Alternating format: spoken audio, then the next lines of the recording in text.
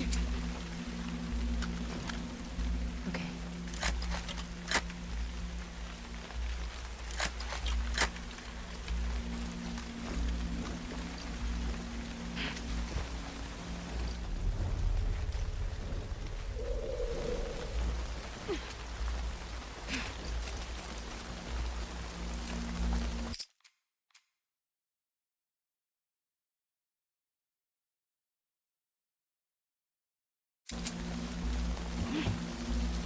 Where is everyone? I'll fight it.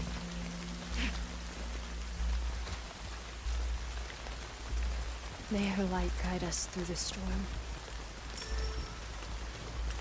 When you're lost in the darkness, look for the light. What's that?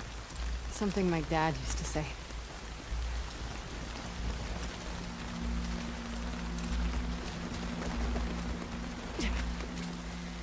You need to climb up there.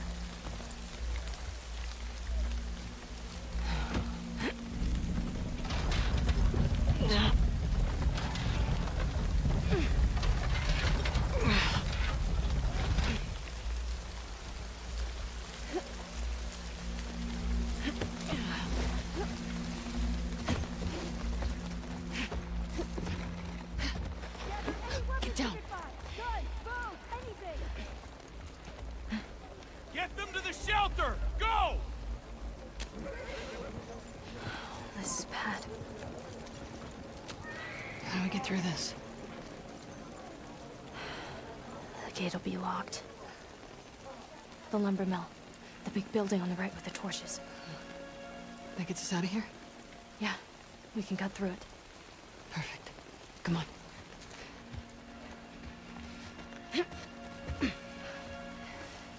Close the gate! Seal off the town!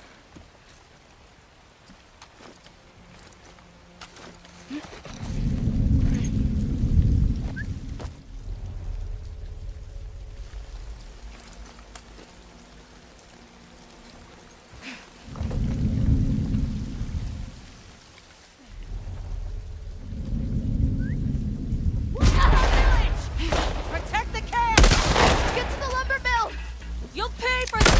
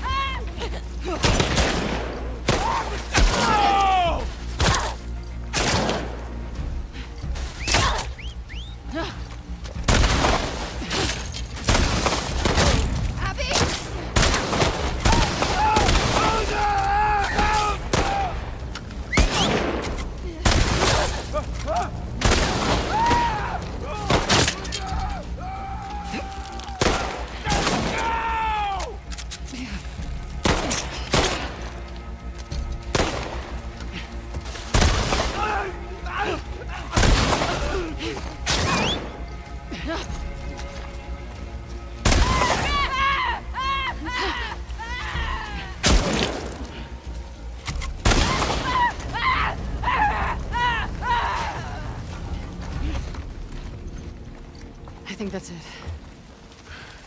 Yeah, You all right? just a little winded.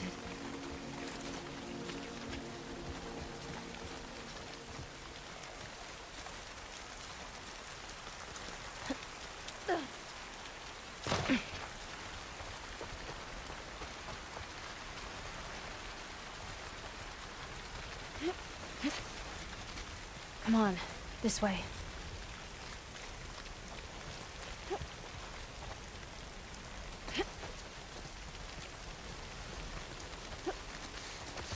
Abby, Here. people. Look, Holy shit. may she protect us. Isaac, what are you doing?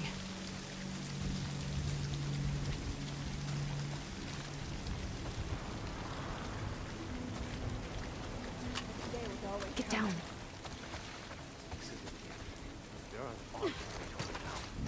Let's show them what they deserve.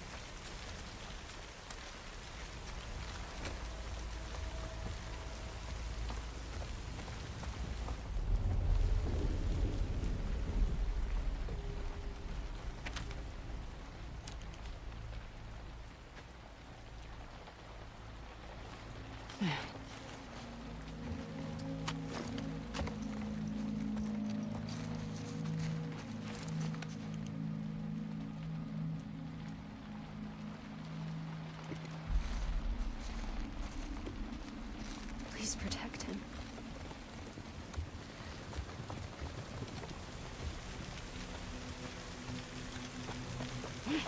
We can't go through there. Why? No place to hide. Got it.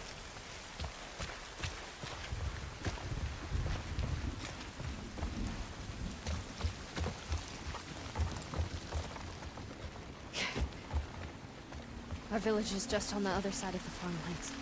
Great.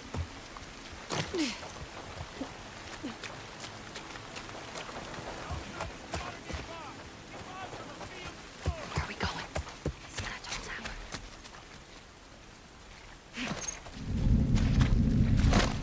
The Space Needle. What? Yeah, I see it.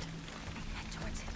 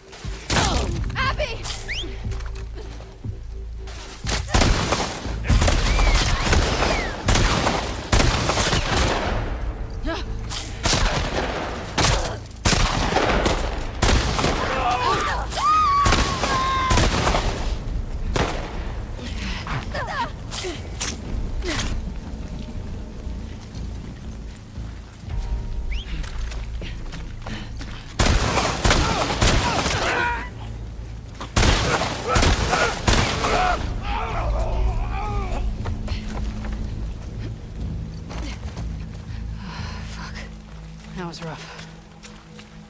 Let's get to the village.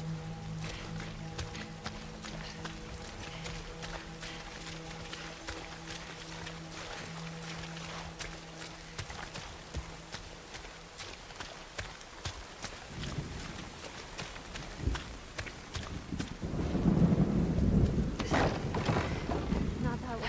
They'll see us.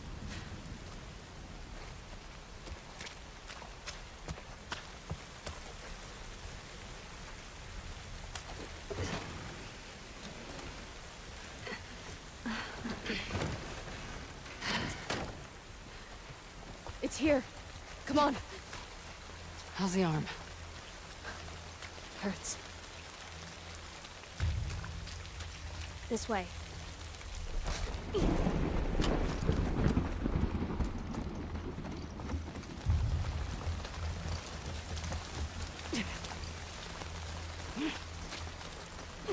This is the one.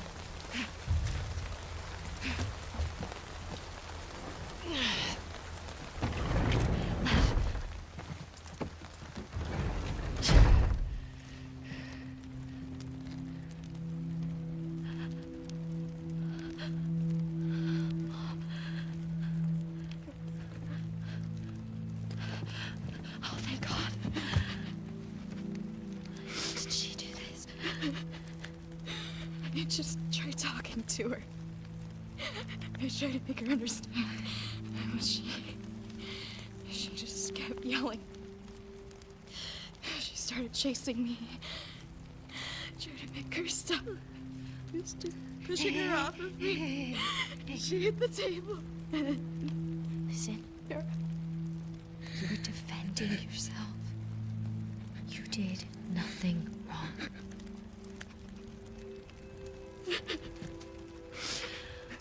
It's gonna be okay, I promise.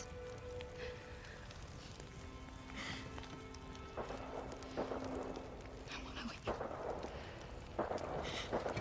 Yeah, me too. Come on.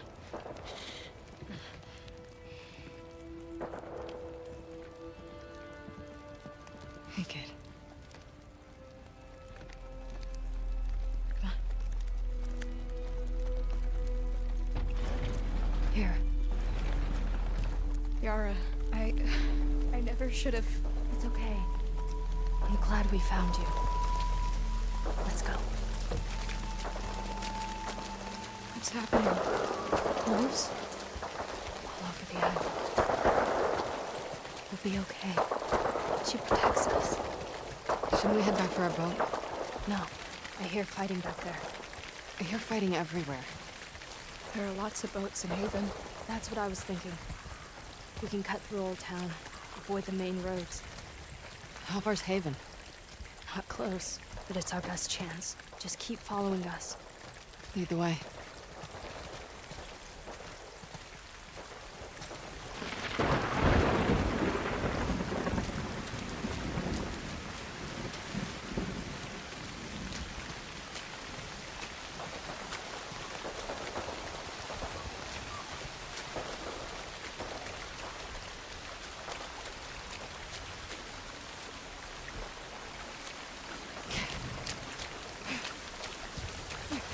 Everyone's left to fight the wolves.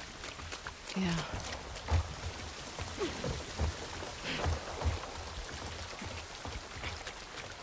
How's your arm? Arm's fine. I'm just tired. Yara, Mom believed with all her heart. I know.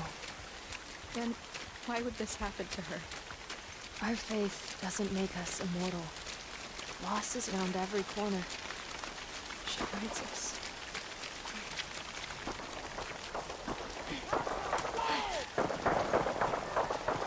That's down the street. Get inside, quickly.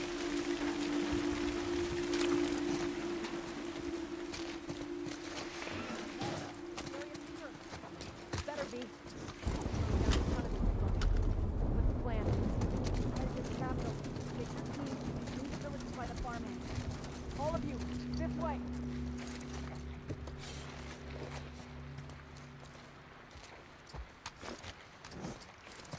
Under the door, quickly.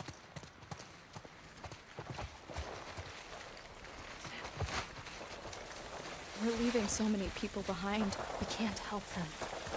I know. Stay close to me. Okay. Oh, God. We need to get off the street. Left. Abby. This way.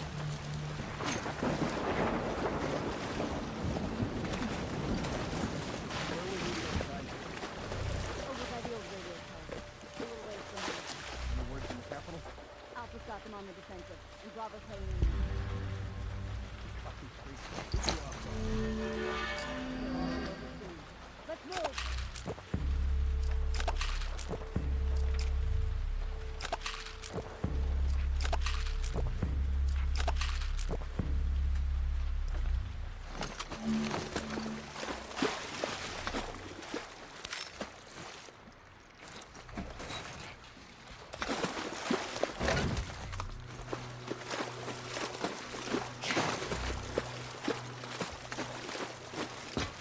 Can we get away from these guys?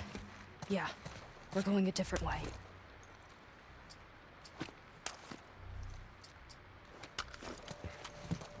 The alley across the street.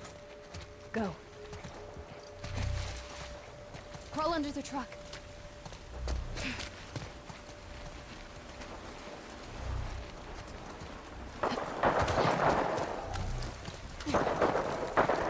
Abby, we need your help.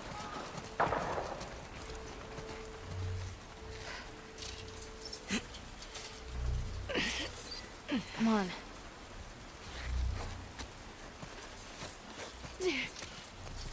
Are the wolves still nearby? I don't know. Just keep going.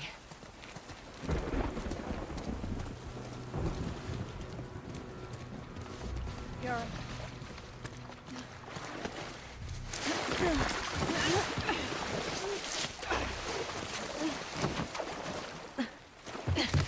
This way. Got one! Yara! Abby?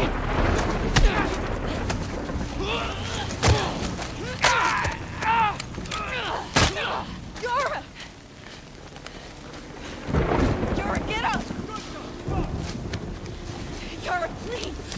We need to move. Come on! I can't leave her here! Stay back! Drop it! Now! Holy shit. It's Abby! Stay back! Stand down.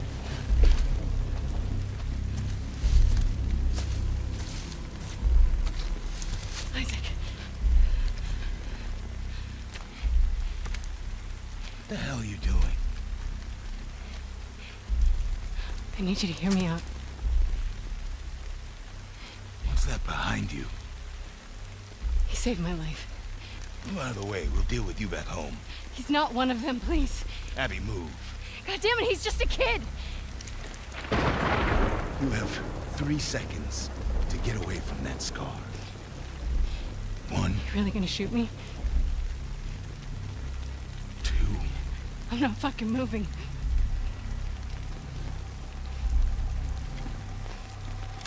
No! What the fuck?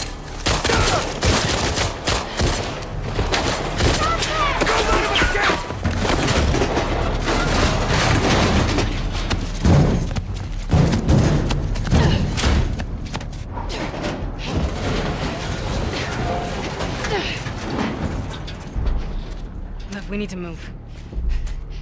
She's gone. Oh my god, she's gone. Lev, come on. Those were your fucking people. You're my people! Listen to me. We're gonna have to fight to get out of this, okay? And then I need you to show us to those boats. We don't let anybody stop us. Yeah? Okay. Okay. Follow me.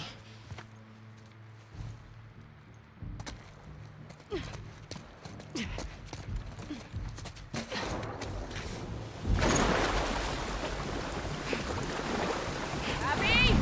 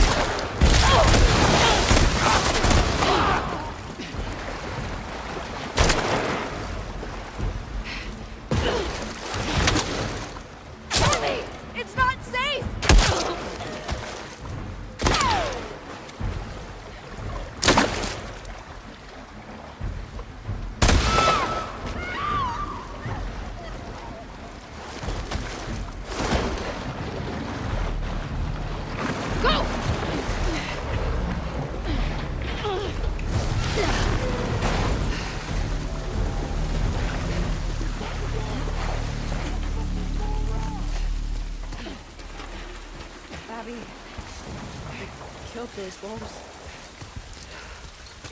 It doesn't matter. We're getting off this island. Lev, There's get the a ladder radio for me. station up ahead.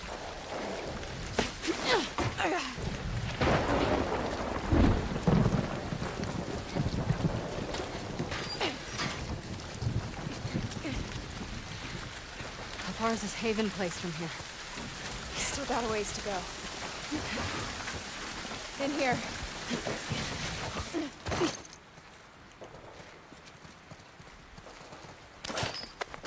All right, what have we got?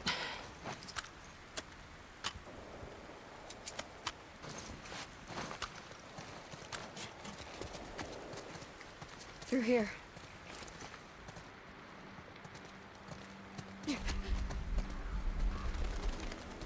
Oh my god. Is that Haven? Yeah. What's left of it? Lev, where are the boats? On the docks. Past the fires. Then we better get down there before they're all gone, right? Yes. We're not dying on this island. I know. Let's get down there.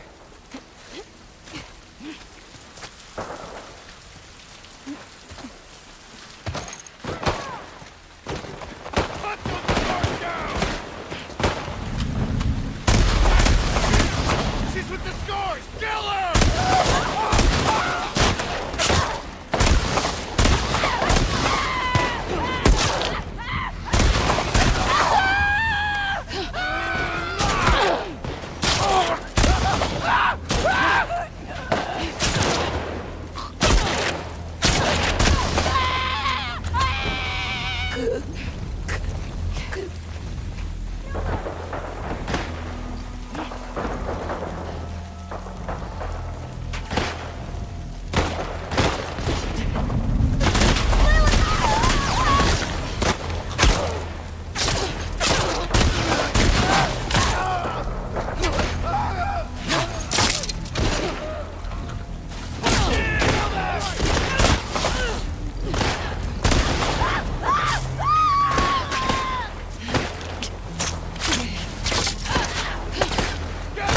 Push forward!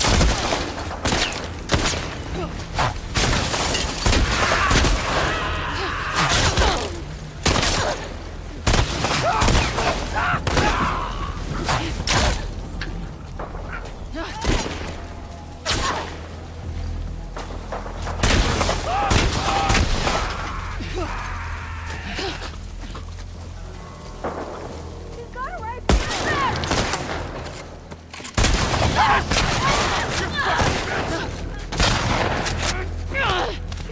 Fucking snake! Pull it up!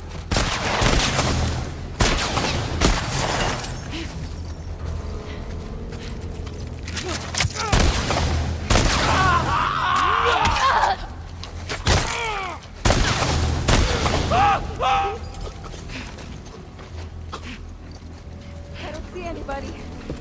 Don't let your guard down. Abby! Hold it! Lev, come on! You know how to ride? More or less. Hang on. Ha! Keep low. Abby's getting away! Just keep pointing the way. Up ahead! Here we go. Get ready.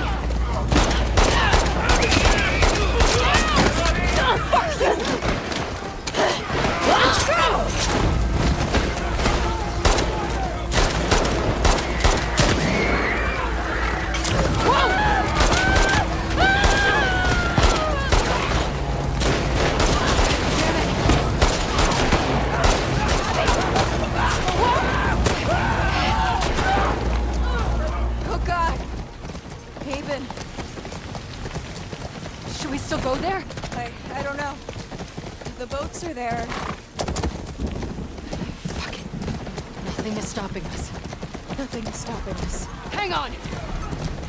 Abby! Burn in hell, you... Get away from us!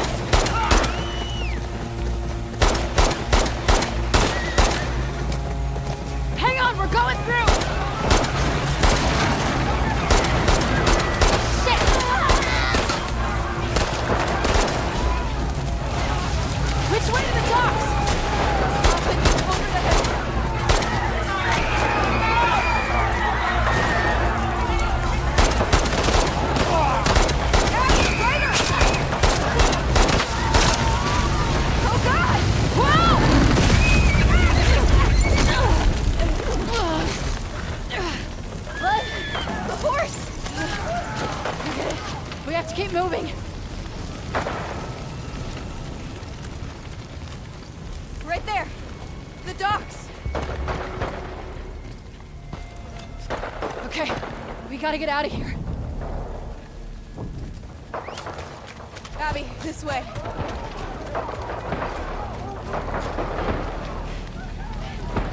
Come on.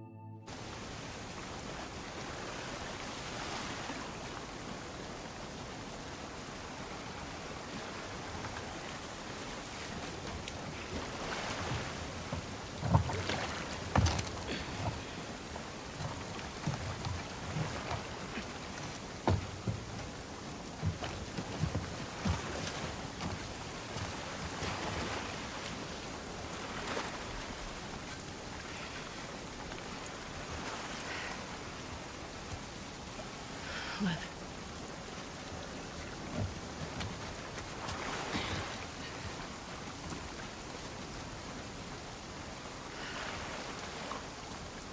Let's get out of the rain. Yeah.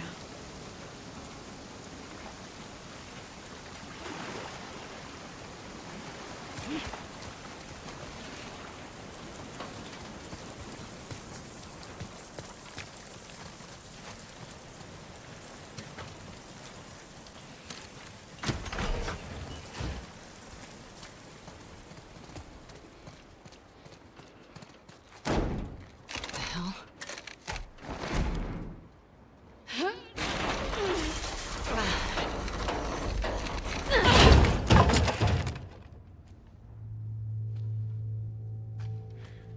Is that...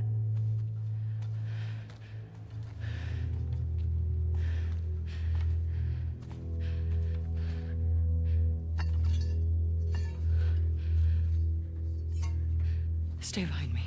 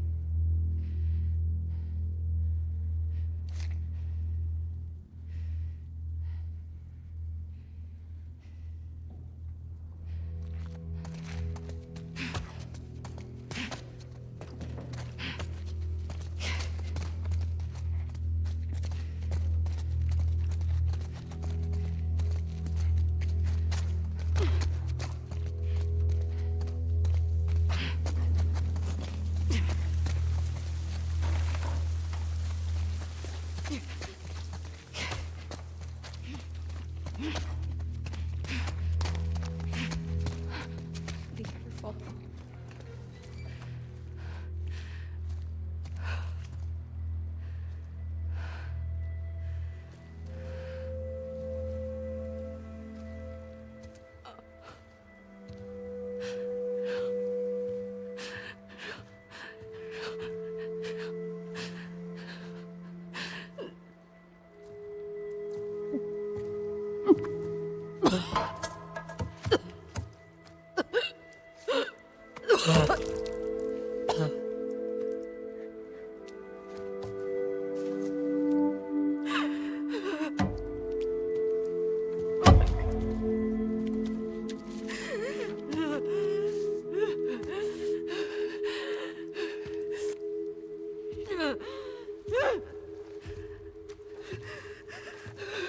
Abby.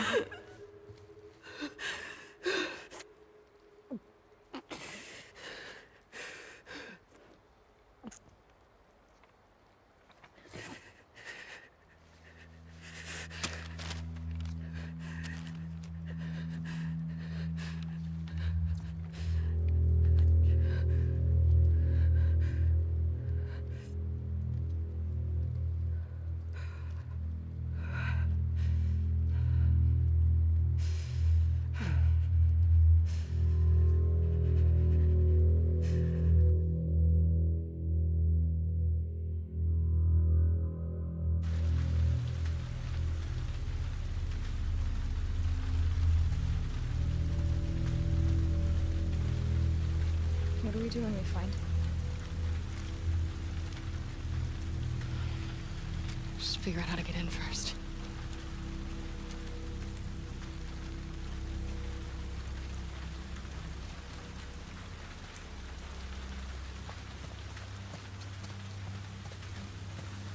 Lights are on. Still with me, Lev? Yes.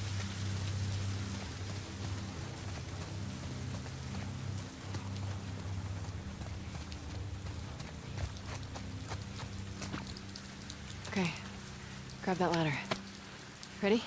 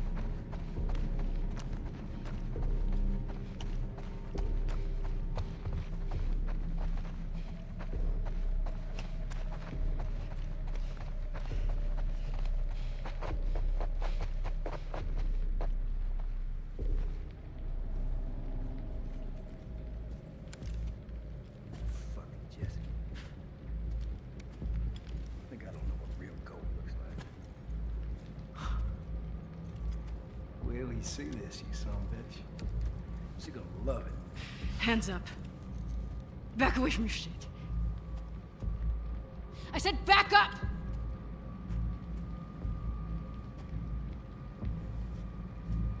You're making a big mistake. Don't fucking turn around. Lev, keep your bow on him. Get on the ground. You gonna kill me like a coward? You fucking people. Jesse, stand up! Hands in the air, I shoot this one too. Don't you do it, Ellie. Get out of here. Stand up! Now! Don't you fucking dare! Shut the fuck up! All right? Stop! Stop!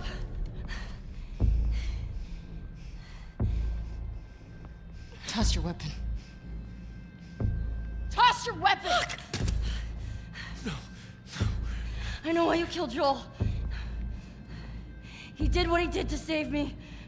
There is no cure because of me. I am the one that you want. Just let him go.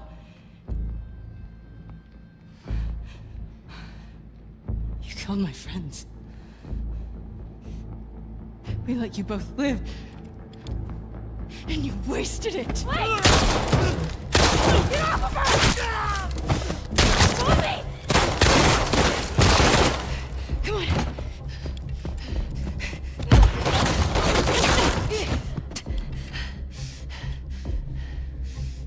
Stay here. Watch the exits. Don't let her leave. Fuck! Don't you fucking run!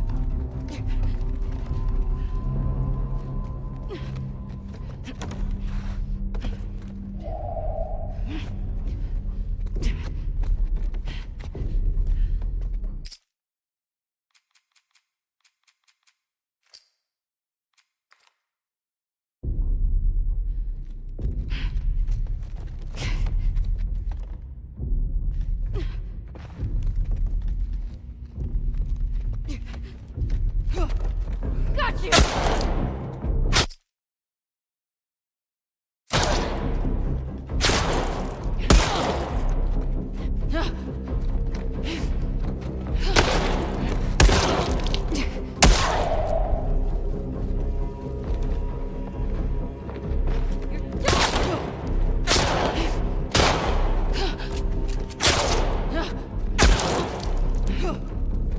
turn your back on me!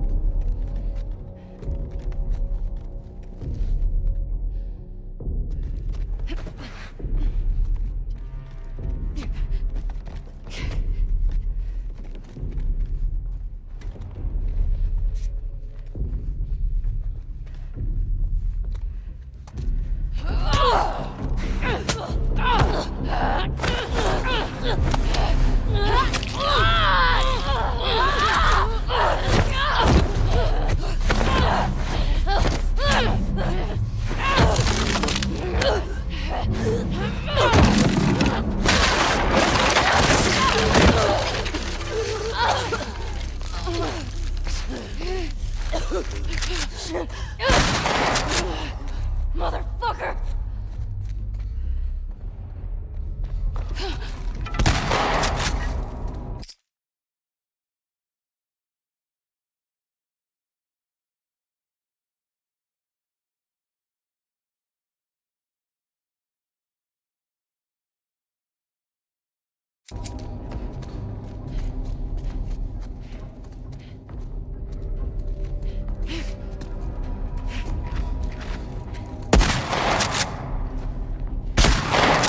Found you!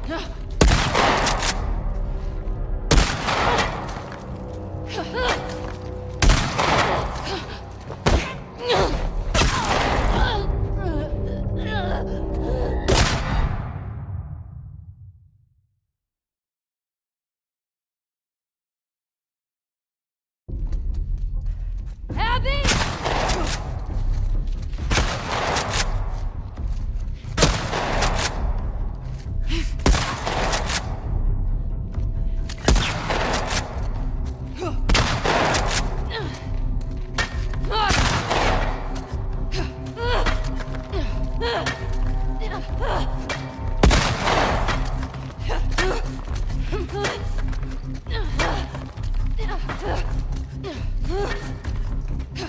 Fucking die!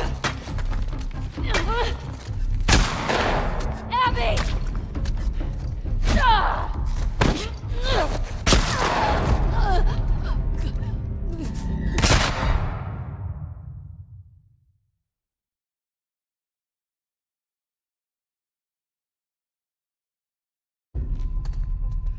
There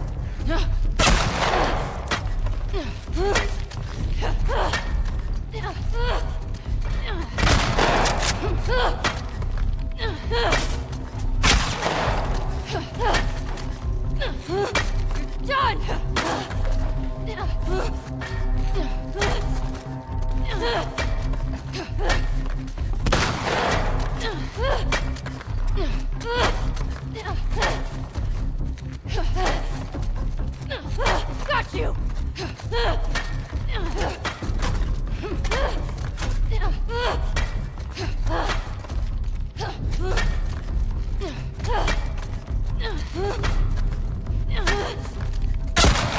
Found you!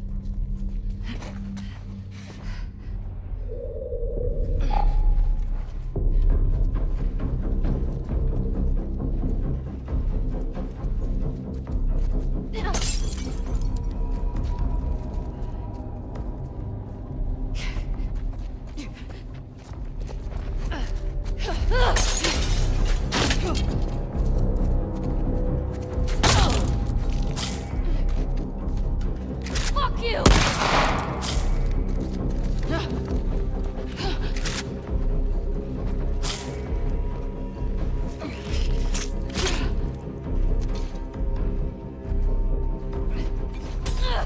Abby! Stop!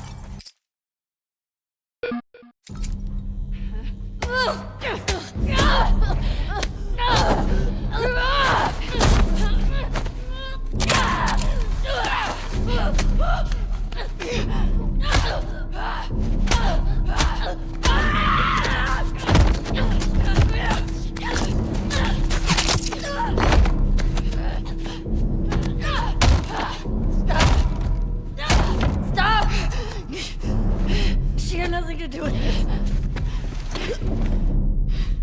She's pregnant. Good. Abby.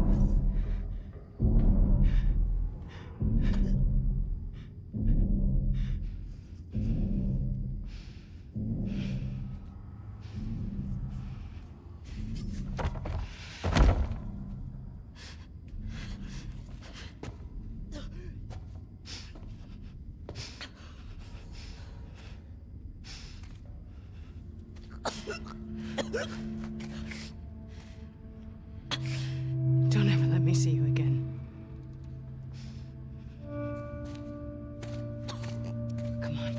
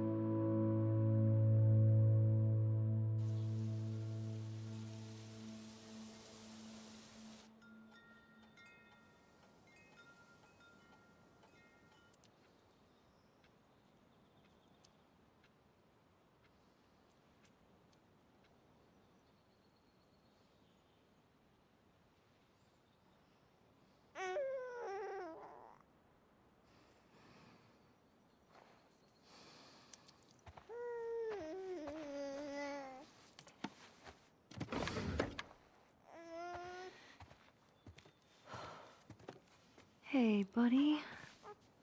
What's wrong? I got you. Yeah, it's okay. We're good.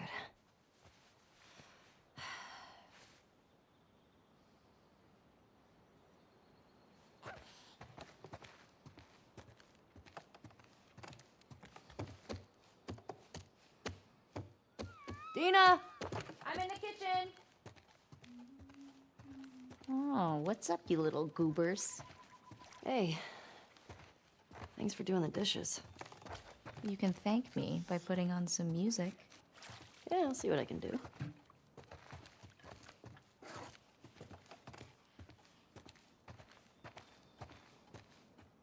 How about some tunes?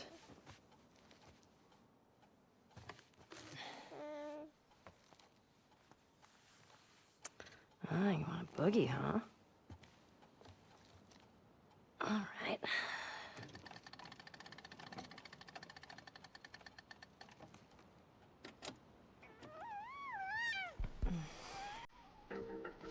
Oh, fuck yeah!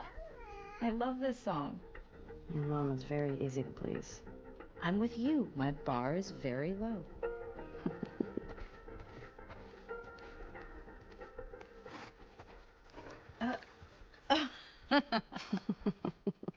Ooh, look at those moves. These moves? Yeah. Ooh, look at Mama go. Mm? Oh, wow. Ooh. Ooh. This is kind of working on me. You're weird. I'm aware. Okay. Okay, you're distracting me. No. Oh, okay. All right. Go. Okay. Oh, hey, I think I left Ollie outside. You mind bringing him back in? Yeah, sure thing.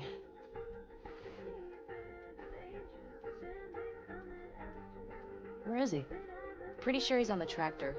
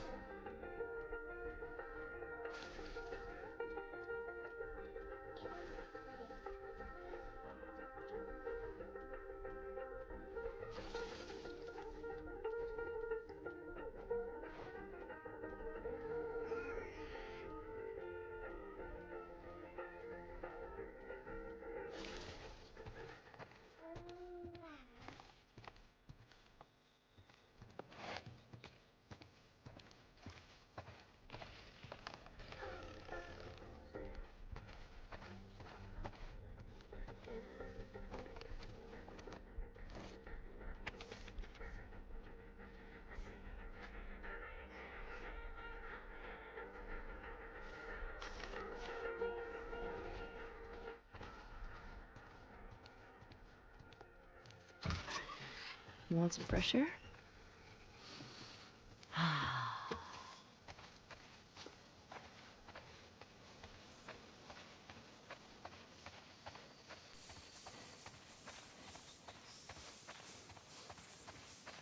Hey, Ollie.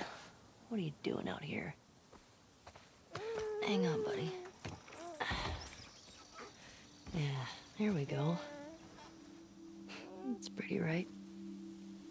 Hey, you know what? I'm gonna teach you how to play guitar. All right, little spud. We should go check on Mama.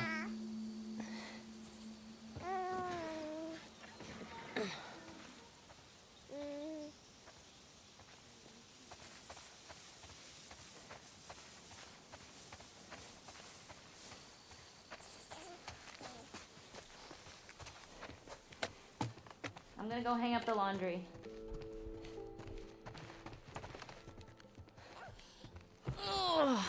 Oof, my back. You got that? Yeah, I got it. You think he needs his jacket? Ah, he's fine.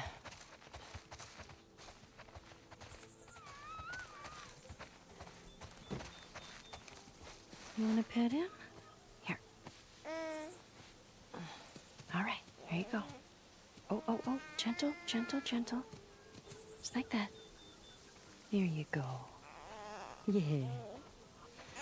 Hey, Hey, I'll take him. Can you get the sheep into the barn? oh, I got him. I can do it. Yeah? Yeah. Once you rest it up. Okay, here.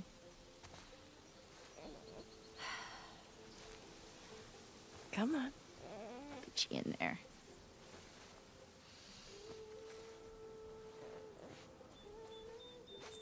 Don't stay out too long. He still needs a bath. Shh. I'm like the herding master. Listen up, sheep. Your dinner awaits you in the barn, so come on. Snowy, barn time. Daisy, head on in.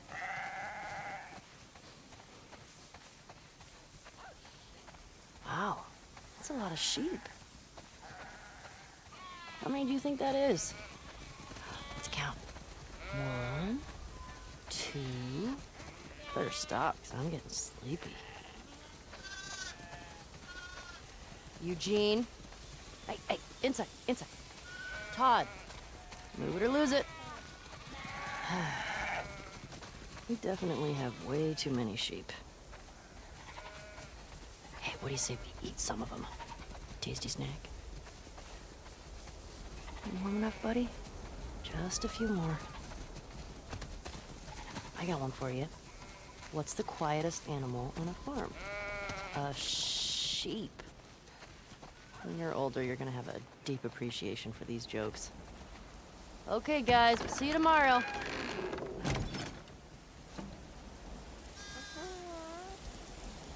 Hey, how'd you get out?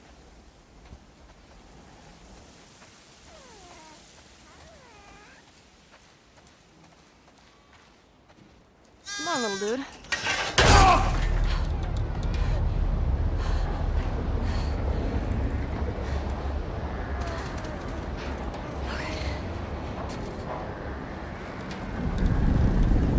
Come on, little guy. Do you want to eat?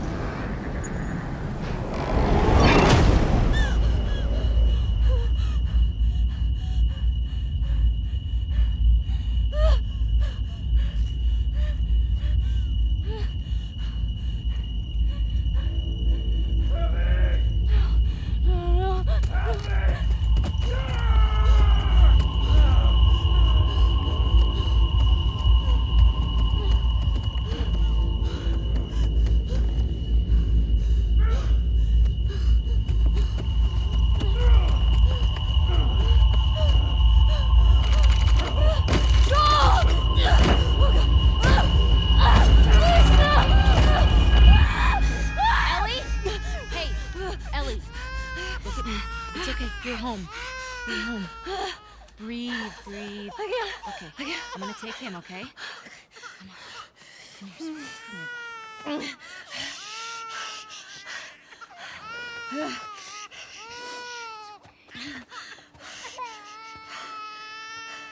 Sorry.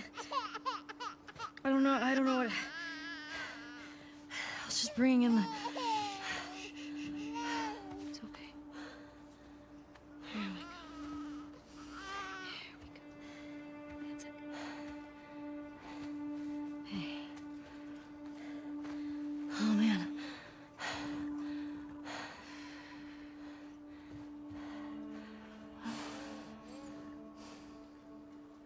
It's good.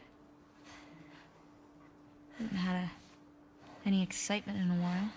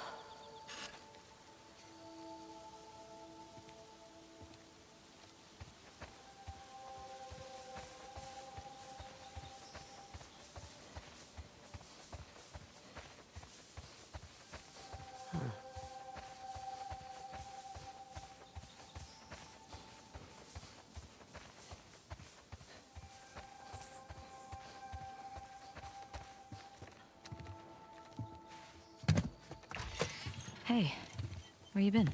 Hunting. Took a little longer than I thought. Who's here? Just come inside. Ow. Ow. Well, that's quite a grip you got there. Hey, Tommy. There you are. Here, let me take him. Come here, bud. Oh, yeah. Here. Oh, I got it. Hey. Hey. It's good to see you. You too. He's getting heavy. No, he's just a big ball of muscle. Town's good? Maria good? Oh, she's fine. We're taking some time apart. Sorry. Nah. We talked about it a lot, and yeah, it's what we both want, so. Okay. Oh, come sit.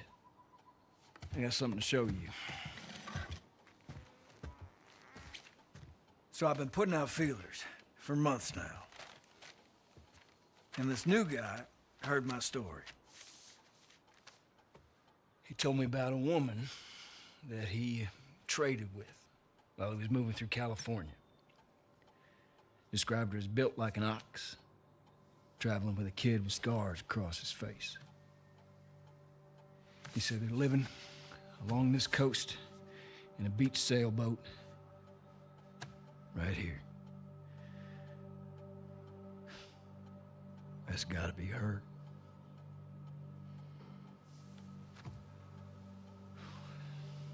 We're done with that, so.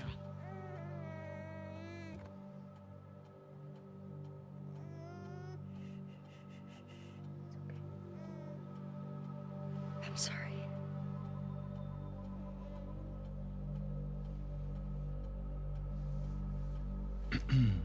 Well, I can't go. I know.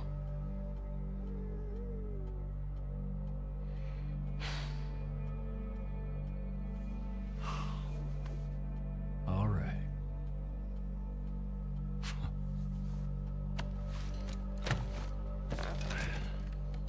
Reckon it's easy. Forget about her. You sitting all comfy way out here? Hey, I'll make her pay. Tommy. That's what you said when we got back to Jackson. Tommy.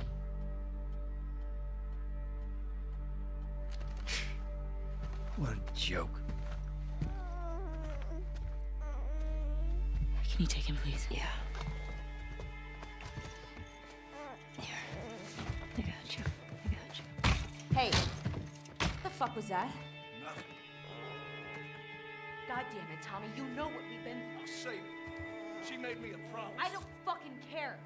I know you know, Dina. That's your goddamn problem. Listen, Oh, yeah, no. Fucking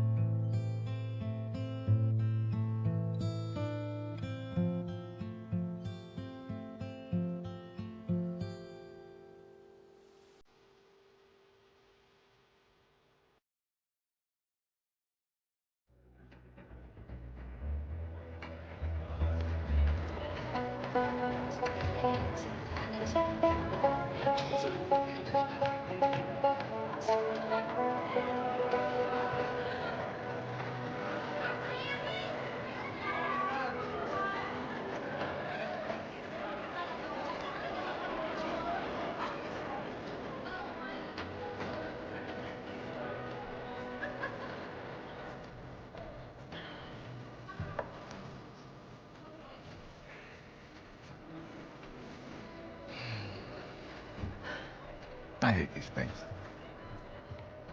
Tell me about it. Your old man really laid into me today. What happened?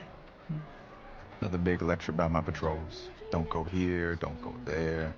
It's funny how involved he gets whenever you're scheduled to go out. Yeah. She's putting on quite the show.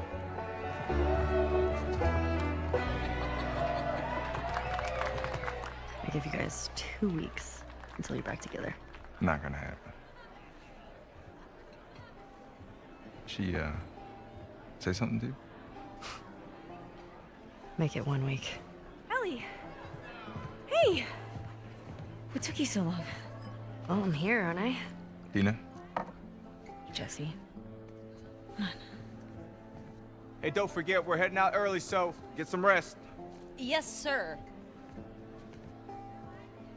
You're such a dick. Come on. Don't you start with me. Okay, I have a very serious question for you. How bad do I smell? Like a hot pile of garbage? Oh, okay. Oh, how about that? Gross. You love it.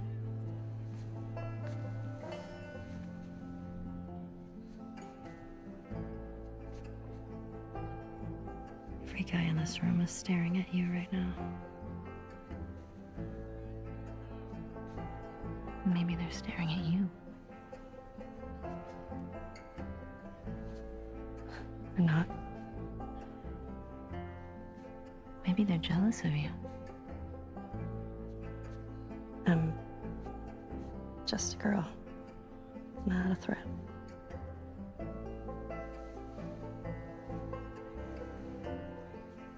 Oh, Ellie.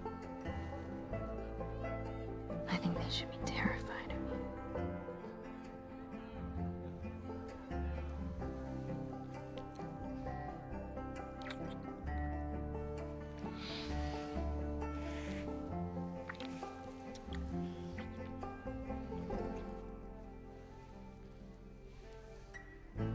Hey, this is a family event.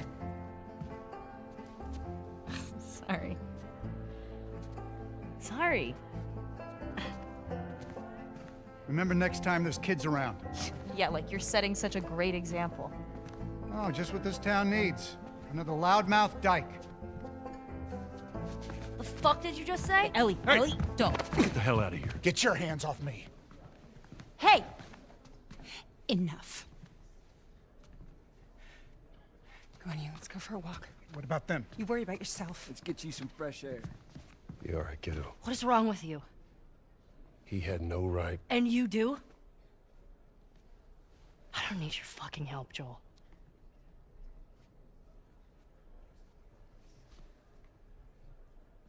Right.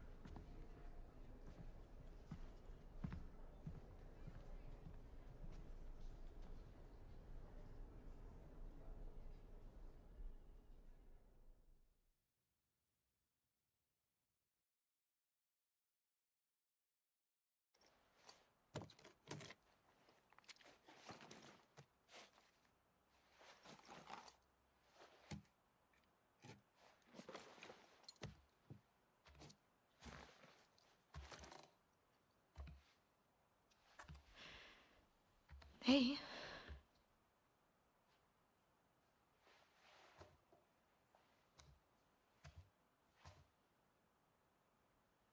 Hey. Man, it's been a while since he slept this long, huh? He had a day. Yeah. He's fine. Go back to bed. We'll talk about it in the morning, okay? I have to finish it.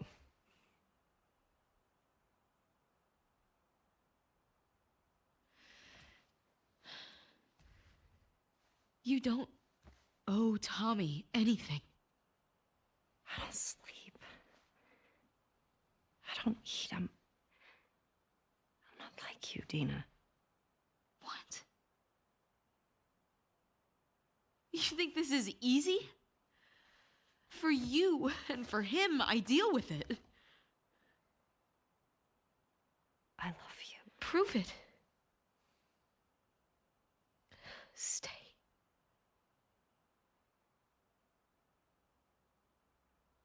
I can't. So what? I'm just supposed to sit here and wait for you? For God knows how long, just thinking you're fucking dead the entire time? I don't plan on dying. Yeah, well, neither did Jesse. Or Joel. Hey, stop. Hey, come on. We've got a family. She doesn't get to be more important than that.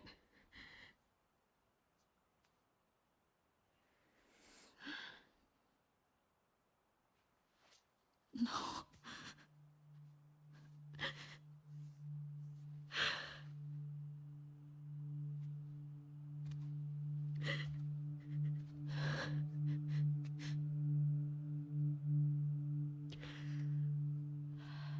I'm not gonna do this again.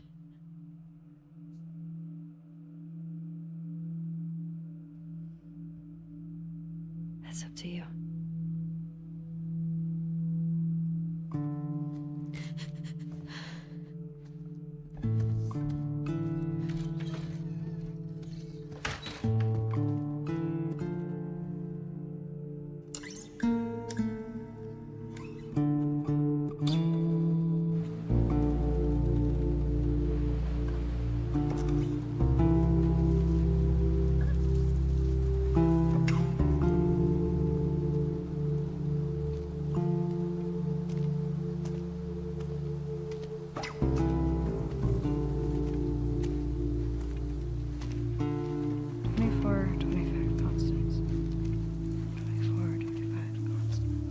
Constance. Now we just need... Oh, we checked this street a week ago. I can't believe you traded a pistol for this. It's a lead. No way that guy saw fireflies over here. Stop. I feel good about this. Well, I don't. Come on.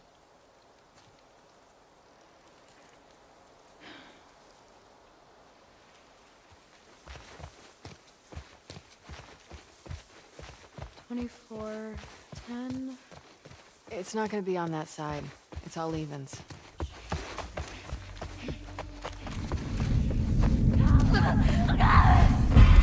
Ready!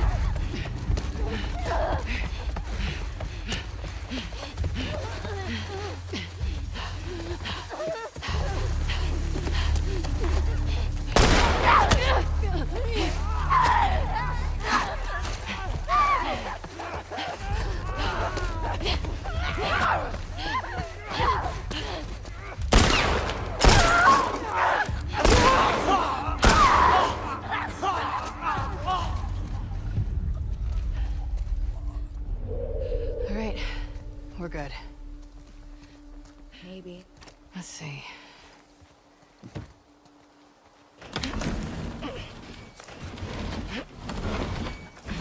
Good enough.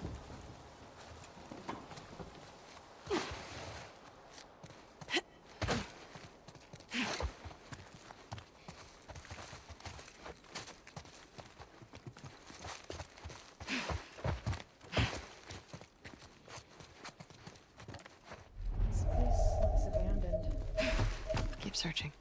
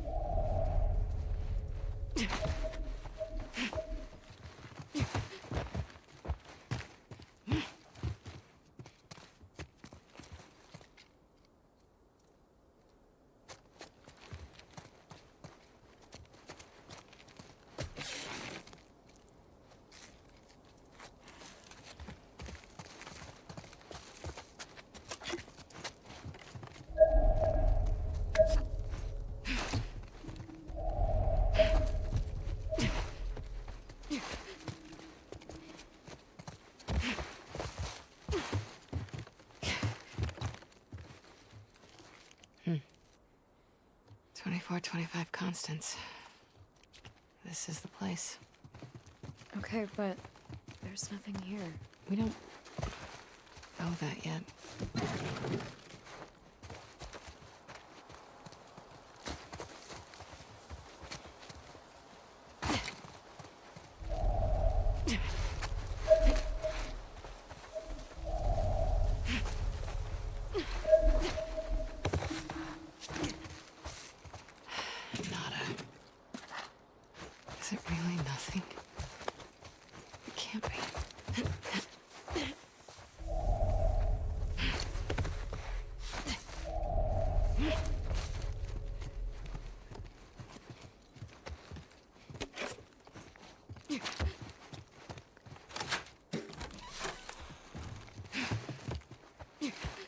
Lev, I think we're done here.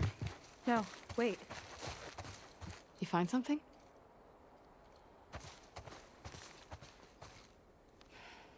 Scratches.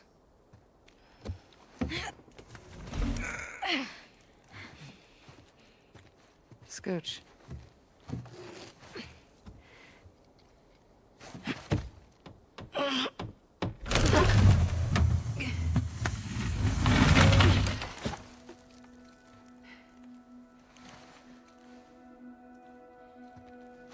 Hello?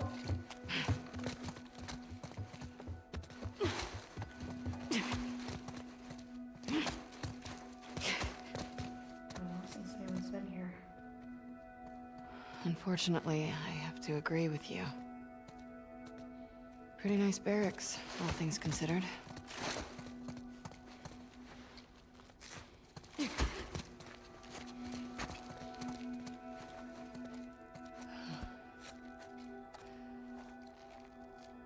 They had power down here. Look around. Guess they've got solar. Oh.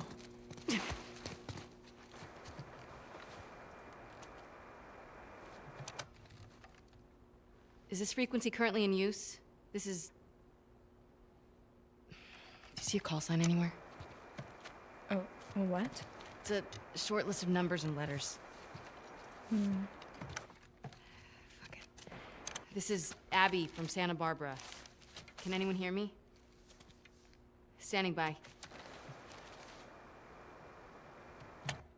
Is anyone out there? What's this? Those are frequencies.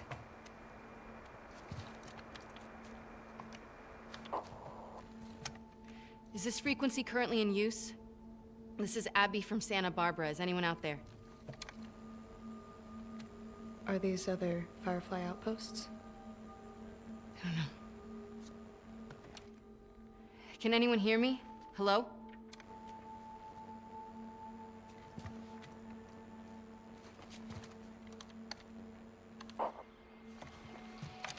Is this frequency currently in use? This is Abby from Santa Barbara.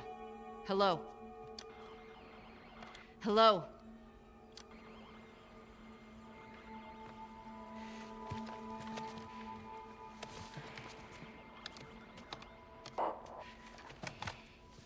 Is this frequency currently in use? Hello, this is Abby from Santa Barbara. Can anyone hear me? If anyone can hear me, please reply. Please answer.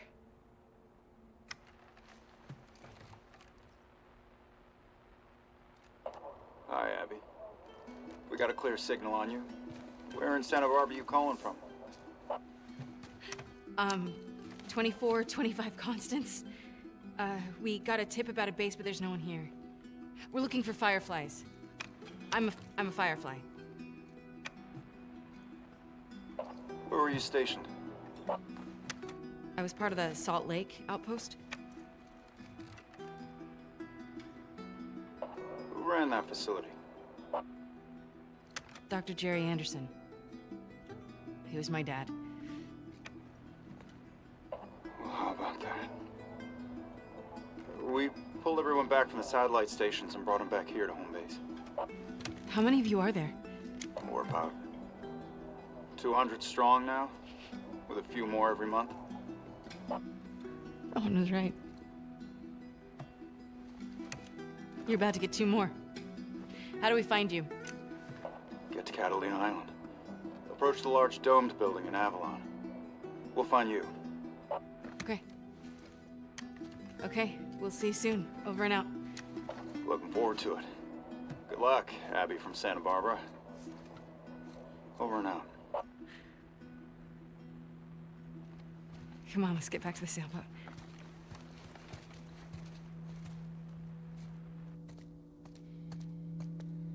Okay, fine.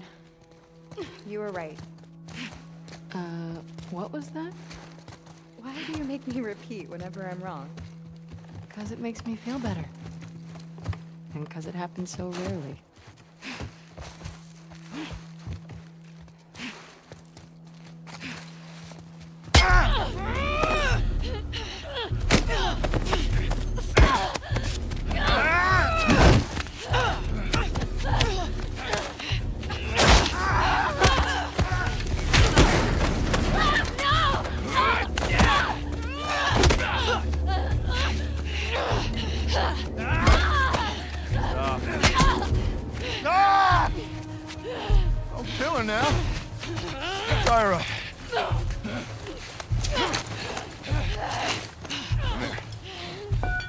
Come here, let me see you. You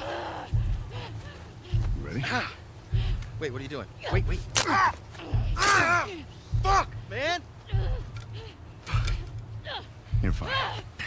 Get that little one.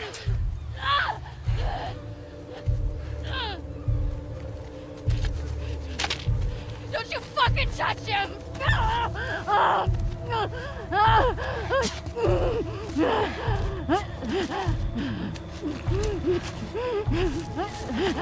Shit. One hell of a catch, huh?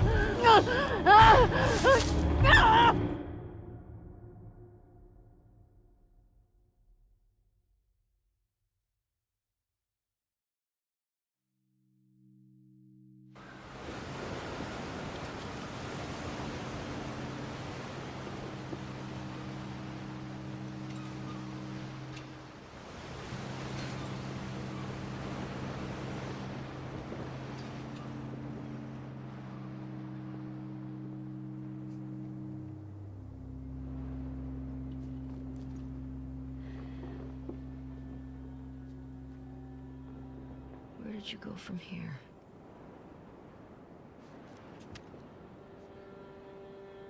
Two, 4, 2, 5 constants. Yeah, that's gotta be it.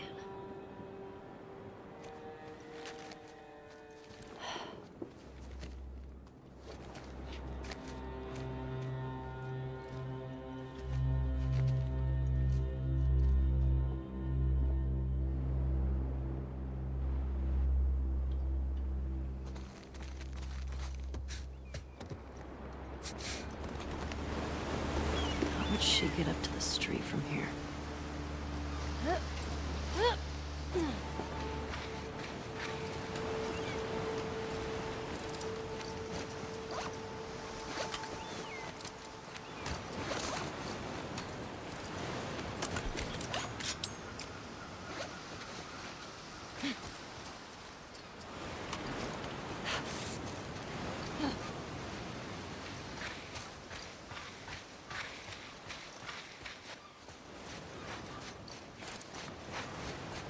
This looks promising.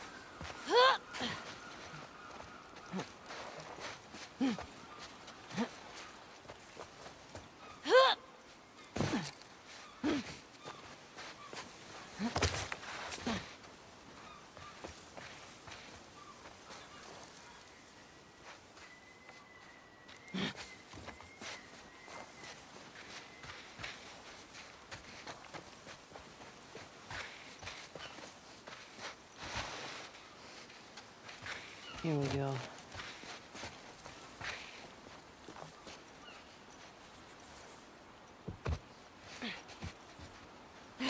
Okay.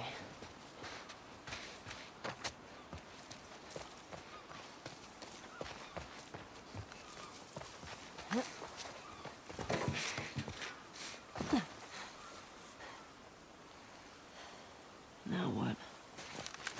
Mesa Bluff.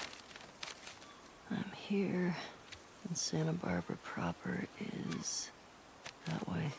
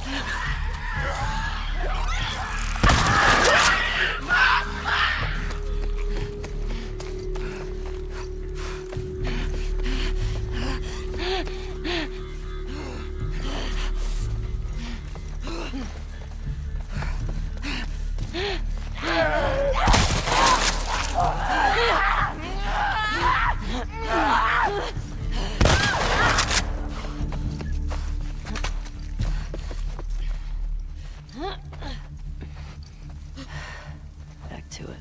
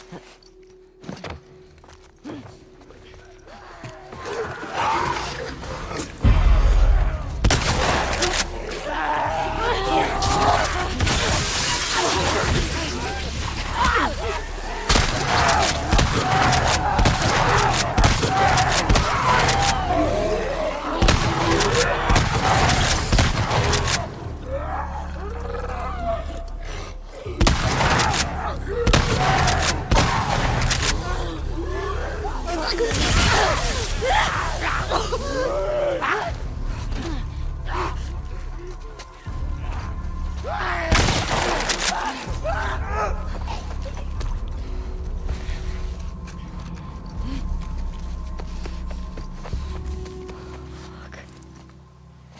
24, 25 constants.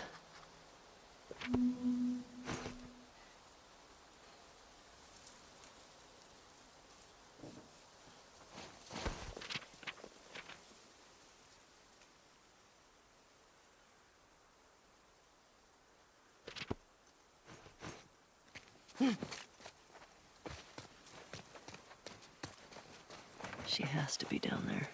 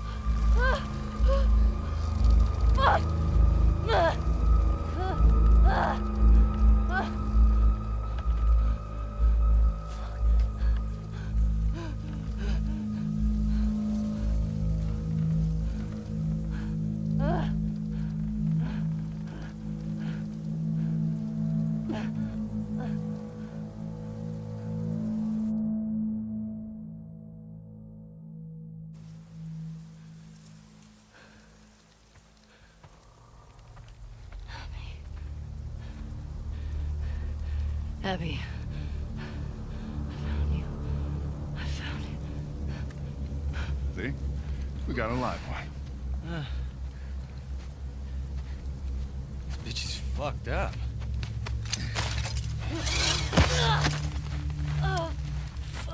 We'd be lucky if she lasts a month. Can we please just say we're done for the day? Yeah. Yeah, get that thing down. Let's reset the trash. Really, man? I mean, is she even worth the trip back? It's not like... Hey, get you? No. I'm good.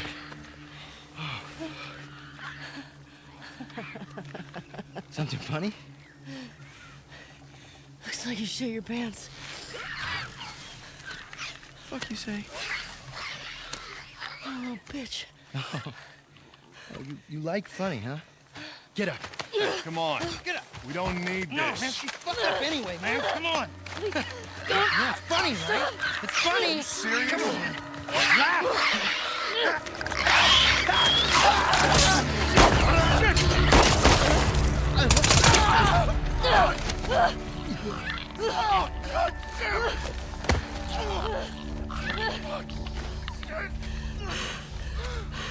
Wait. You said Abby. You're looking for an Abby, right? We picked one up a couple months ago. Yeah, sure. Oh, no, big girl. Blonde. Arms like mine. She had a scrawny kid with cuts by his mouth. Yeah, that's her. You let me go. I'll tell you where she is. We'll get to her before that infection takes over.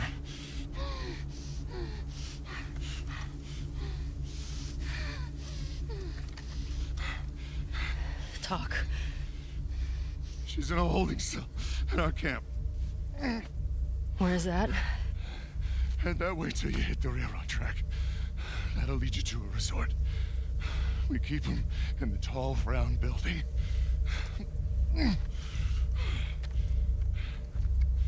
Oh.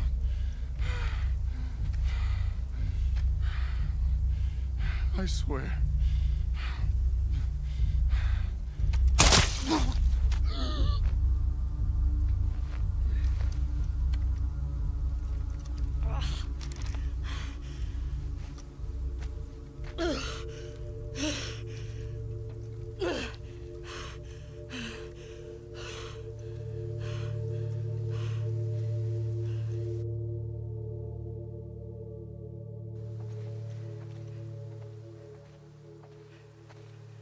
Tracks to resort.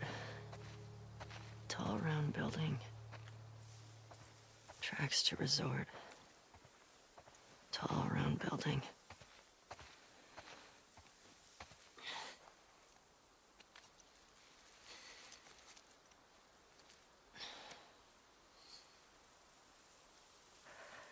Fuck. Over here! Aim for his leg! Welcome back! Is that a gun? He's got a I gun! won't go back! God damn it! Shit. All right. Did he get a gun? Tell the others to search the area. Make sure he's the only one. Oh, God damn!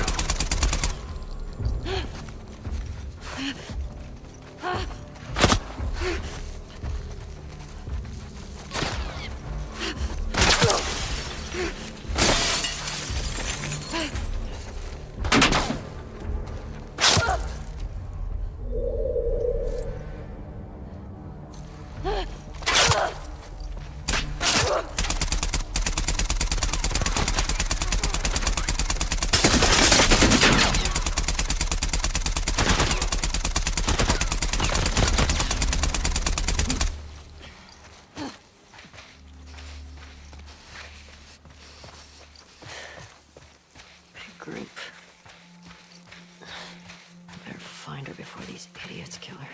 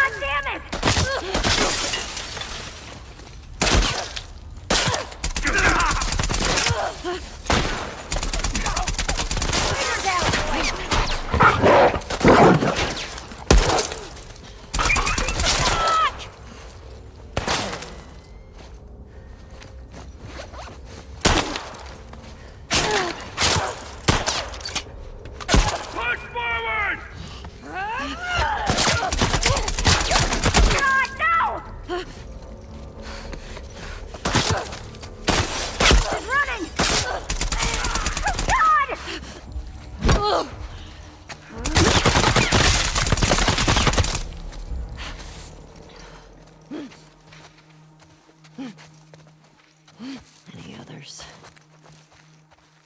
Oh, fuck. My side. Where are the tracks?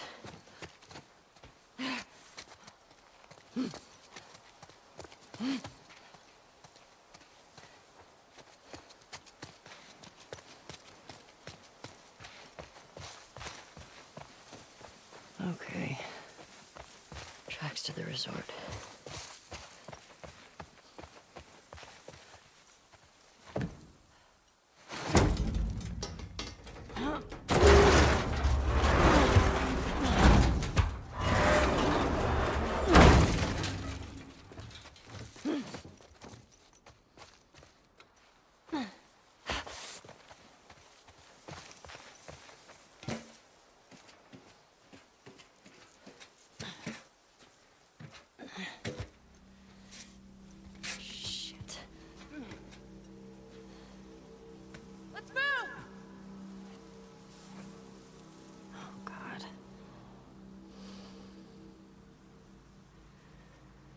Looks like a tall, round building.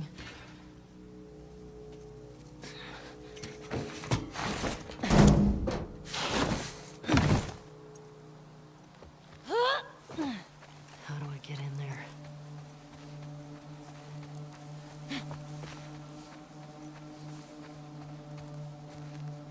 Hello.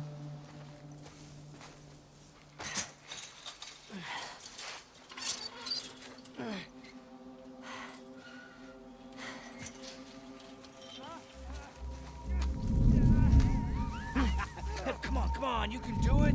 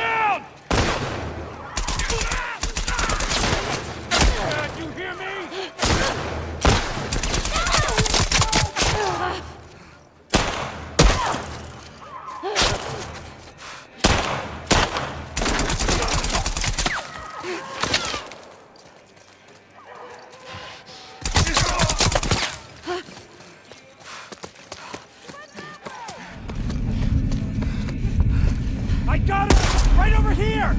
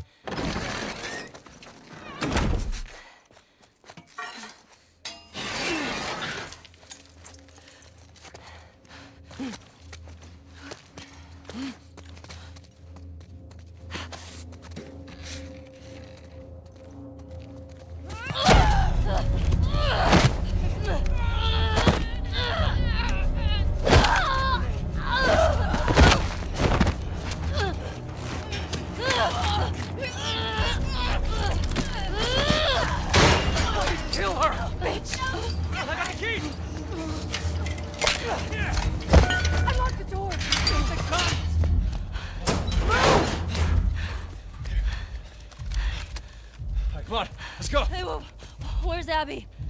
She's bit! Keep back! Hey, don't put that fucking thing in me! Hey! Abby tried to escape. She's down in the pillars. The pillars?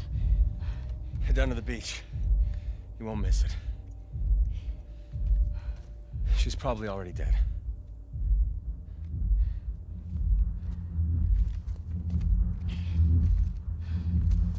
Come on!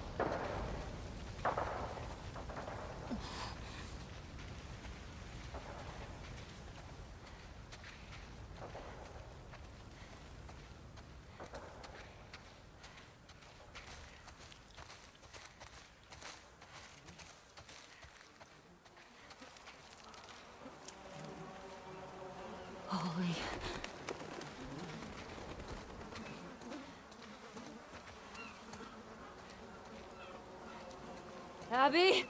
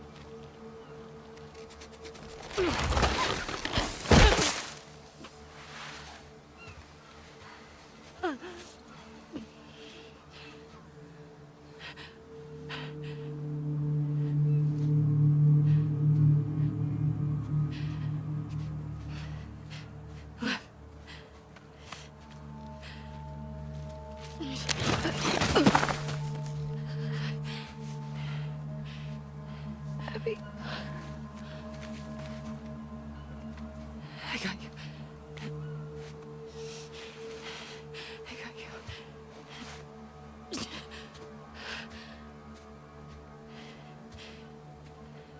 They're both this way.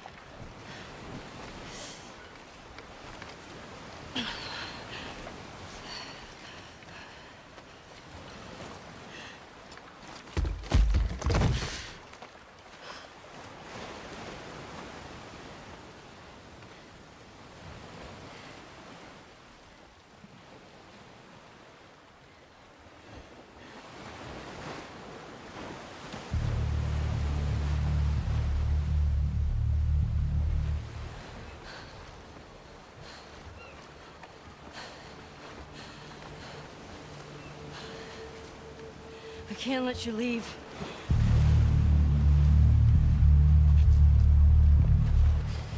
I'm not doing this.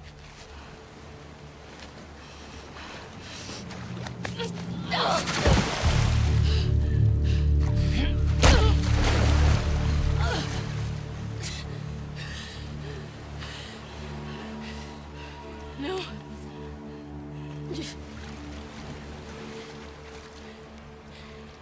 I'm not gonna fight you.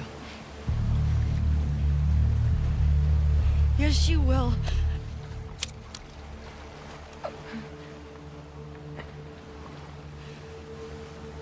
He's not a part of this.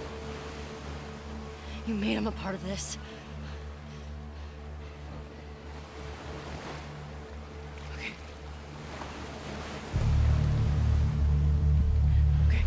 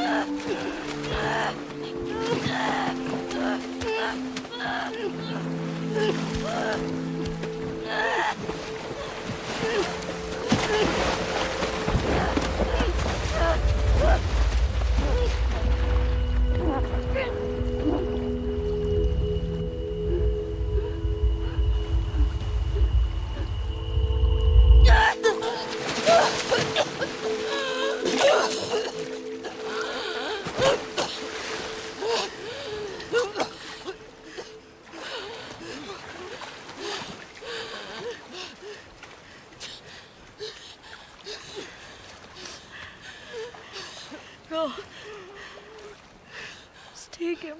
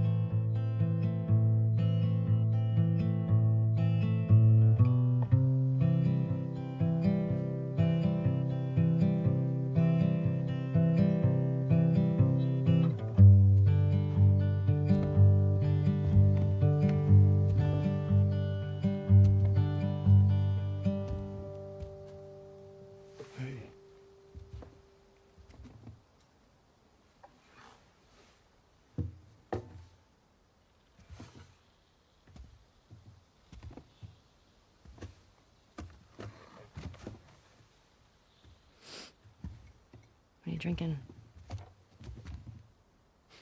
Coffee. Where'd you get that? Those people that came through last week. Oh. A little embarrassed as to what I had to trade to get it, but it's not bad.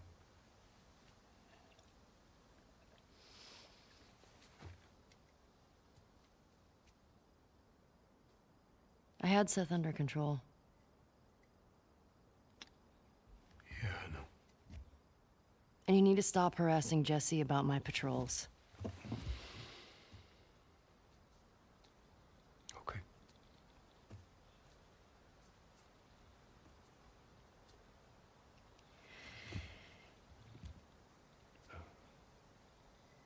Dina. Is she your girlfriend? No.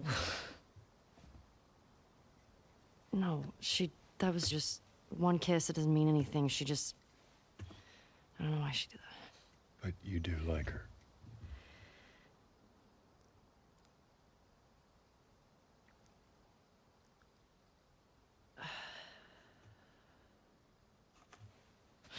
So stupid. I have no idea what that girl's intentions are, but I do know that she would be lucky to have you.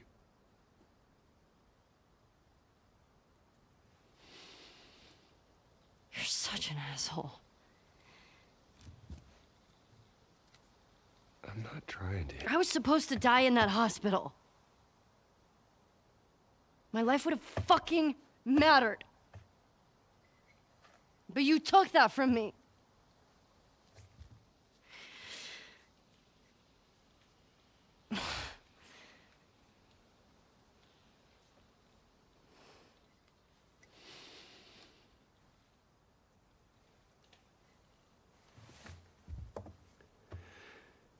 If somehow the Lord gave me a second chance at that moment, I would do it all over again.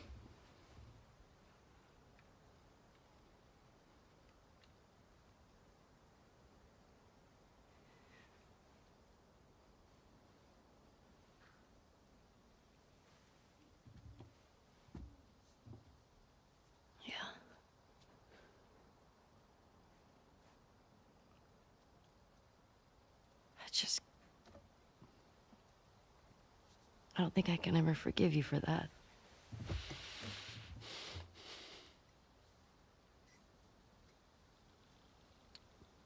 But I would like to try.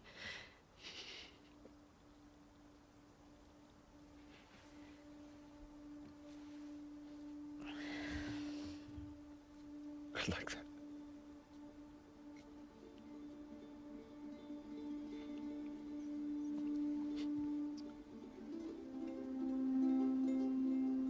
Okay.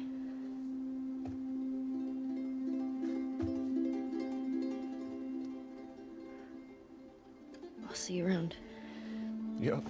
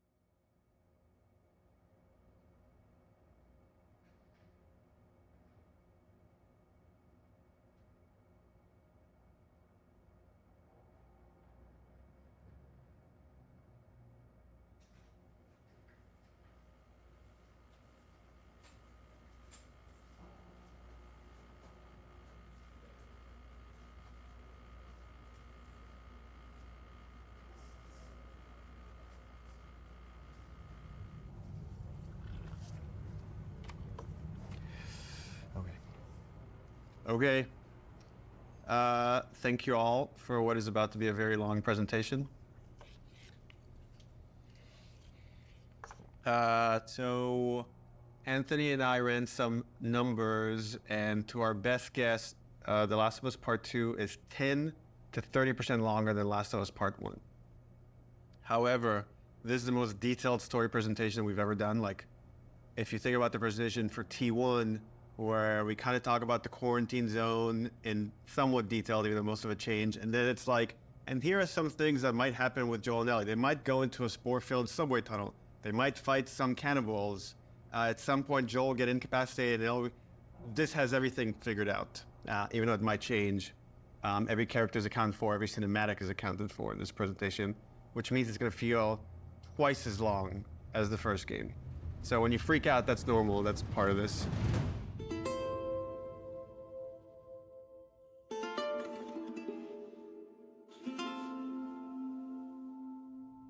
Oh, this is about an hour and a half to 2 hours, so hopefully you got your pee break.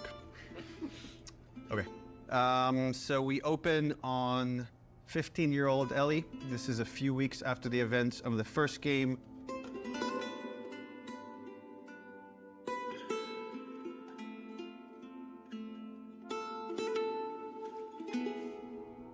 There's a doorway leading down to this basement, and Ellie sees Tommy, and he's just finished climbing out of this basement, and he's hurt bad, and he's rambling about something needing to go after these people. Ellie's trying to ask him what happened, where's Joel, and he doesn't make any sense to her, and she starts to go downstairs. Tommy grabs her hand and tries to stop her, but he's too weak. She rips her arm away, and she heads down. And with each step, her heart races faster and faster as she sees this trail of blood. She opens the door, revealing Joel's mutilated body. And then shock just sets in, and she screams and tries to grab his body, and Dina comes and rips her away, and on that cacophony of sounds, silence.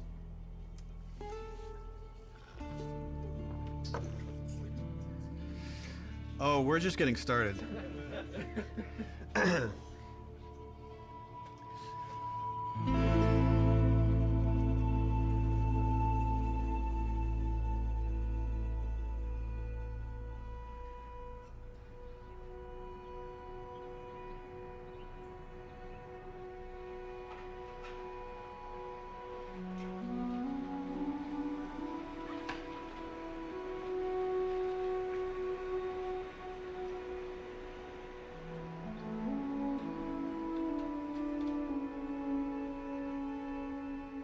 I've been working on this game since we finished, well, really been thinking about it since we finished The Last of Us. So many people were like, Last of Us 1 is so perfect.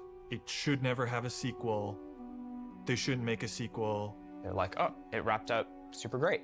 But I think actually, if you look at the ending... Swear to me that everything that you've said about the Fireflies is true. Ellie is accepting a lie. I swear. Okay. She has a very good bullshit detector. She knows something doesn't feel right, but I think is too scared at that point to ask. How long can you really live with accepting a lie like that? The Last of Us feels like an origin story for this survivor in this post-apocalyptic world. Seeing like how Ellie has become such a strong, unique character, it really felt like, you know, if we were to do a sequel, it'd be a shame for it not to focus on her. Move the fuck out of the way. Yeah, once we're done with this whole thing, I'm gonna teach you how to play guitar. I reckon you'd really like that. What do you say, huh? Joel, he's gonna teach Ellie to play guitar. That always felt like that's just this like unanswered promise that like was kind of lingering at the end of the first game. We did this thing called One Night Live, where we had the actors come on stage and reenact certain scenes. So you say we get you to the Fireflies. What happens next? Marlene, she said that they have their own little quarantine zone, and that doctors are still trying to find a cure. I wrote this new scene that takes place after the ending of The Last of Us, but it was only shown to people in the audience. Like, we cut off the stream right before we showed them the scene. If I ever were to lose you, I'd surely lose myself. Try and sometimes you'll succeed to make this man of me. Our future days of you and me.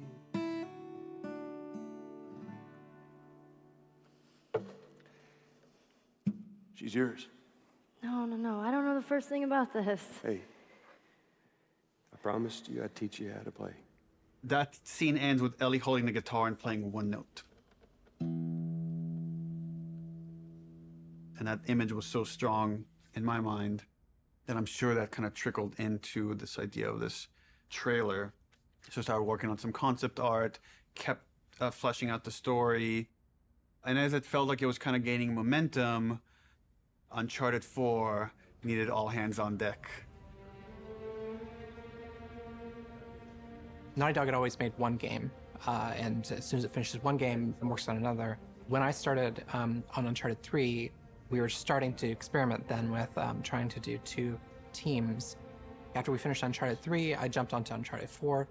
At some point in time, Uncharted 4 was coming down to the wire, and it's just, we had to shift resources, and pretty much everyone just ended up on Uncharted, trying to finish it up. So I said, okay, before I come on like in full force on Uncharted 4, I just want to capture this trailer. I walk through the valley of the shadow of death, and I fear no evil, because I'm blind to it all. Said I walk beside the still waters, and they restore my soul, but I can't walk on the path of the right, 'cause I'm wrong. During the entire production of Uncharted 4, that's all I could think about. I had a lot of investment in Uncharted 4, but the day we were done with Uncharted 4, went right back to that trailer to wrap it up. Anything for this shot that's still happening? Not in animation. Of the shadow of death. This one feels kind of strong to me. Drawing a lot of attention. Can we tone that down? Yep. Actually, my biggest fear with this announcement is that it leaks early. More than anything, I have nightmares about this trailer leaking early before we get to PSX.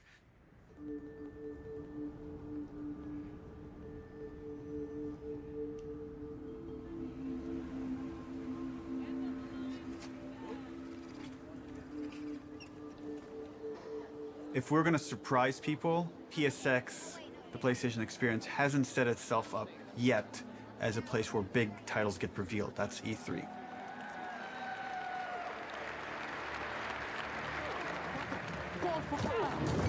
No.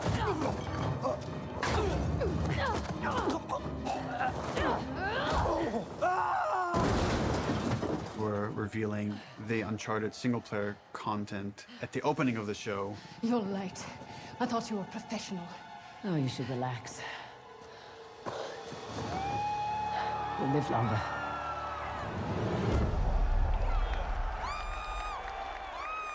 No one's going to expect a second Naughty Dog title to be revealed in the same press conference. Please welcome to the stage, Sean Layden. There's one more special unveil we have for you tonight. Please enjoy it.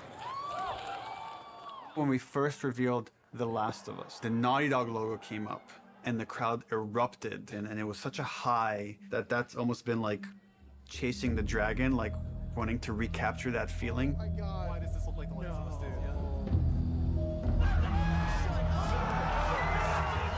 Playing it at this surprising moment, I'm hopeful it will have a similar feel.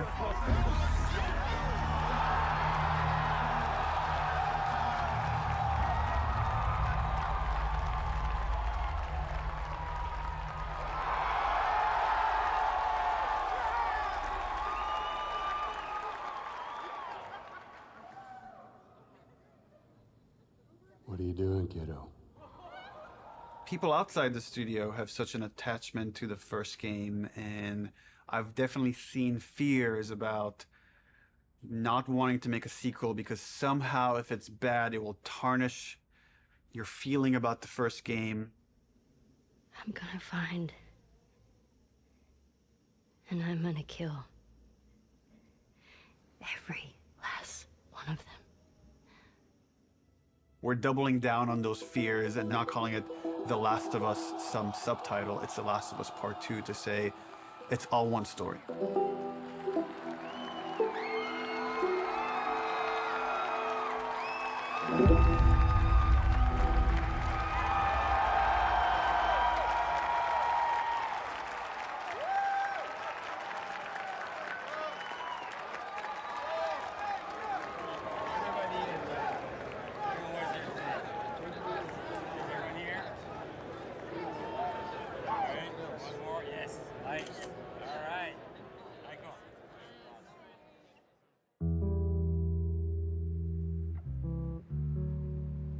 The concept for the sequel had to feel compelling enough, have enough weight that felt like, okay, this is an experience worth creating, worth spending the next 3 years on. I became really intrigued with the idea of the cycle of violence and how like certain events would trigger acts of violence that then would beget more acts of violence. It's almost never satisfying. It never brings the person you love back. And despite you thinking it's going to bring some closure, it doesn't. We just need more empathy. Wouldn't it be awesome if we could create an experience that lets you safely explore those feelings? With that theme, all of a sudden everything fell into place and this outline emerged. The whole catalyst for what starts the second game is Joel killing the doctor.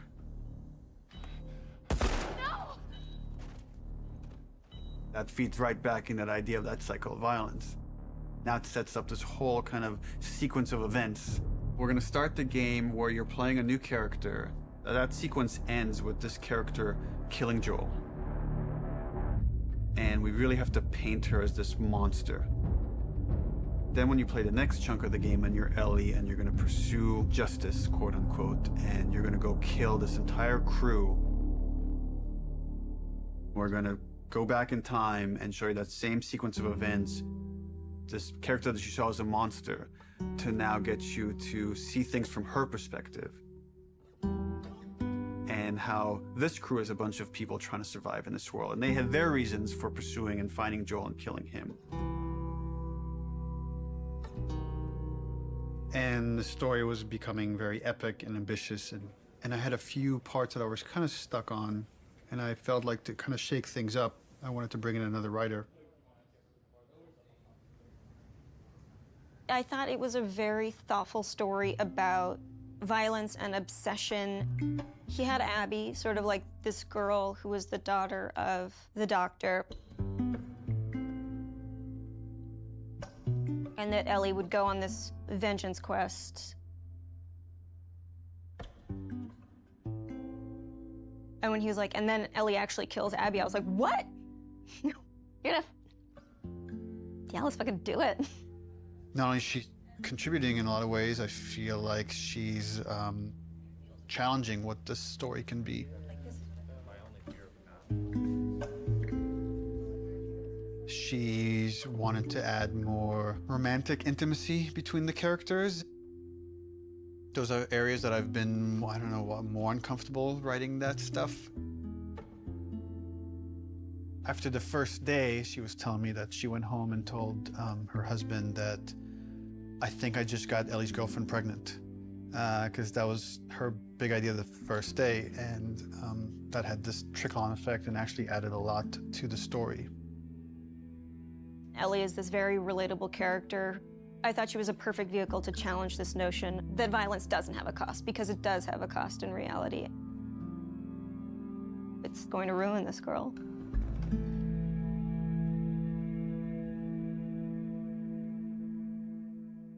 You know, people love Joel and Ellie, and we are about to kill one and make the other one a villain. I was very nervous telling Troy we're going to kill off Joel. In the first game, he was advocating that Joel should die. When I read the ending to part 1, I was like, you're gonna piss a lot of people off. Let me go. Marlene is the closest thing to a parent that Ellie has had outside of Joel. You just come after her. A lot of people got hurt, and Marlene would be one of those people. Joel has crossed these moral lines, and therefore he deserves to die, and he thought it might be a more dramatic ending. And I was like, no, you're crazy. Like, but then in the second game, that's why I was like, oh, he would take it pretty easily. He goes, so Joel dies, and he's like, so this happens, and then and I literally had to stop. I was like, can you give me just a second? Because it literally was as if someone was telling me about how my friend had just died. I think he kind of took it hard. It was like the character meant so much to him.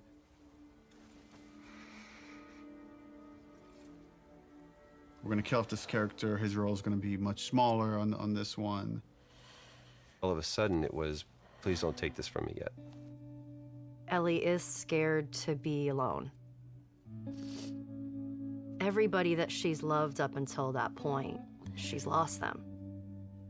It's hard to imagine the story without Joel dying. Like, you feel that hate, Ellie feels that hate. You're one-to-one, you're on the stick, and that informs the rest of the story. This way, come on!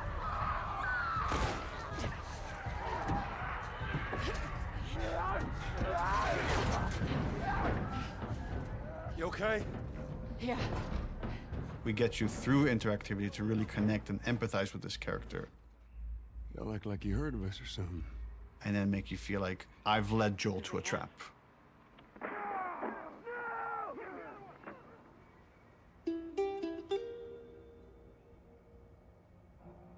When we started out making Last of Us Part 2, Neil actually wanted to be very ambitious about changing the game almost entirely. In the first, 4 or 5 months, the game was actually kind of an open world, inspired by Bloodborne.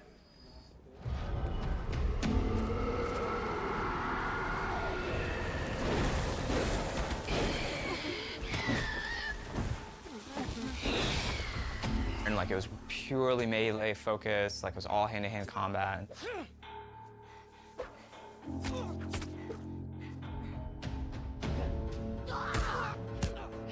It wasn't just the melee combat, we were also looking at sort of layout structure. Bloodborne had a very sort of an open space that sort of kept getting bigger and bigger as you explored. I really like that feeling that you get of mastery over the world. It starts to become kind of almost a character in the game itself. And so that was also something we were looking at. We started out making it as different as humanly possible from the first game as we could, and then kind of dialing it back. The open world thing didn't work with the story that we were trying to tell and stuff. So in pre-production, we spent a lot of time just doing setups. I've got your back. Self-contained sort of units that tried to expound on a single sort of idea. Trying to start out with sort of simple shapes and building up to more complex shapes. And starting out with 1 or 2 mechanics and building up to those mechanics.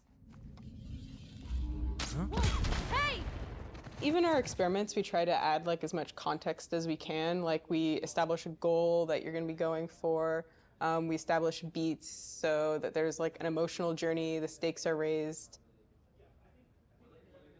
Figuring out some traversal stuff, a lot of climbing and balance beams, and seeing how far we can sort of push in that direction without it getting over the top like Uncharted. More sort of verticality,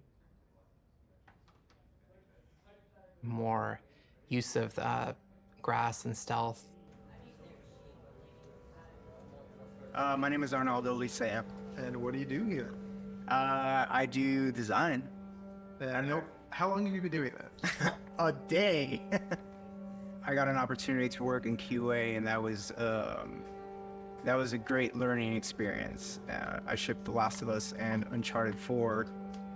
The thing I'm proudest of is the people who came in to a quality assurance job as a contractor, which is entry-level work, and used that job to get to where they ultimately wanted to be. When I interviewed for the QA position, I specifically said that my goal was to be a designer. He had formed this relationship with design where they knew they could rely on him, spending his free time designing a demo, and at the same time, him going to them and not being like, here's 50 bugs you need to fix. He went to them and was like, what do you need? How do I help you? What kind of bugs do you need? And for their part, they embraced him and were like, why don't we show you how to lay out nav mesh? I am anxious to prove myself. There is no babying when you start. It just hits the ground running. If I don't cut it, I go back to QA or find something else. We're trying to figure out at the moment how we handle big spaces, bigger than the first game. The enemies are too spread out to be really considered like one single small encounter. And seeing what behaviors we need to start developing for them to make it look good.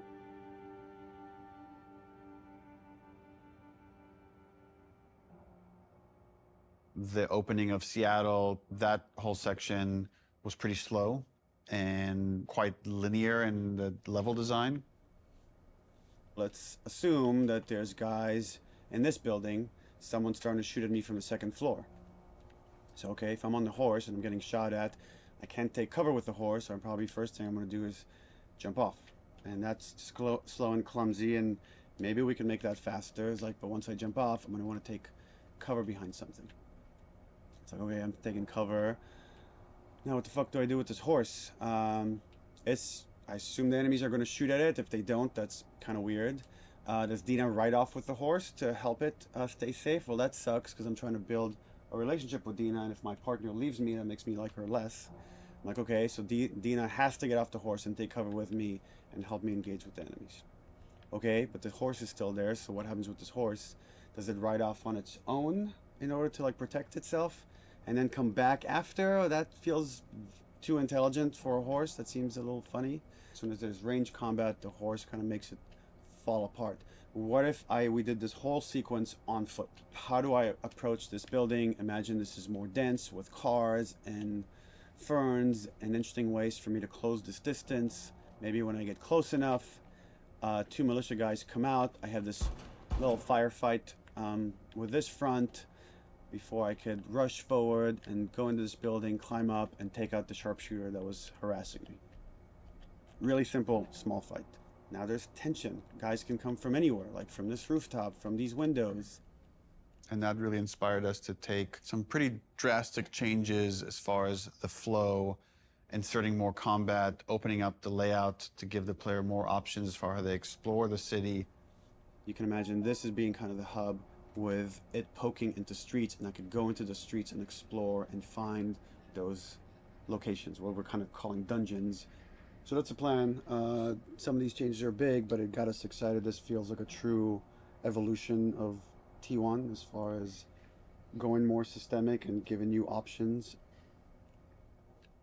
If there's concern, it's about scale, it's about scope, it's about can we actually build this thing? The scope is always bigger than the last game.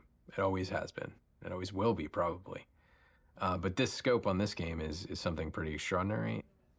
Everyone seems to agree that the thing we're building is going to be cool. Once it's done, it's just that it's such a big game.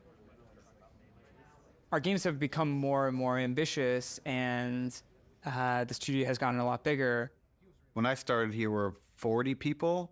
Now we're over 300. You can't handle that many people with a flat hierarchy. As we grew, we've had to introduce new titles just to control management, control communication, make sure things don't fall through the cracks. We have no producers at Naughty Dog. There's so many talented people here that you can rely on and lean on. It makes the game better, and that's really kind of the secret sauce of Naughty Dog, is how collaborative it is.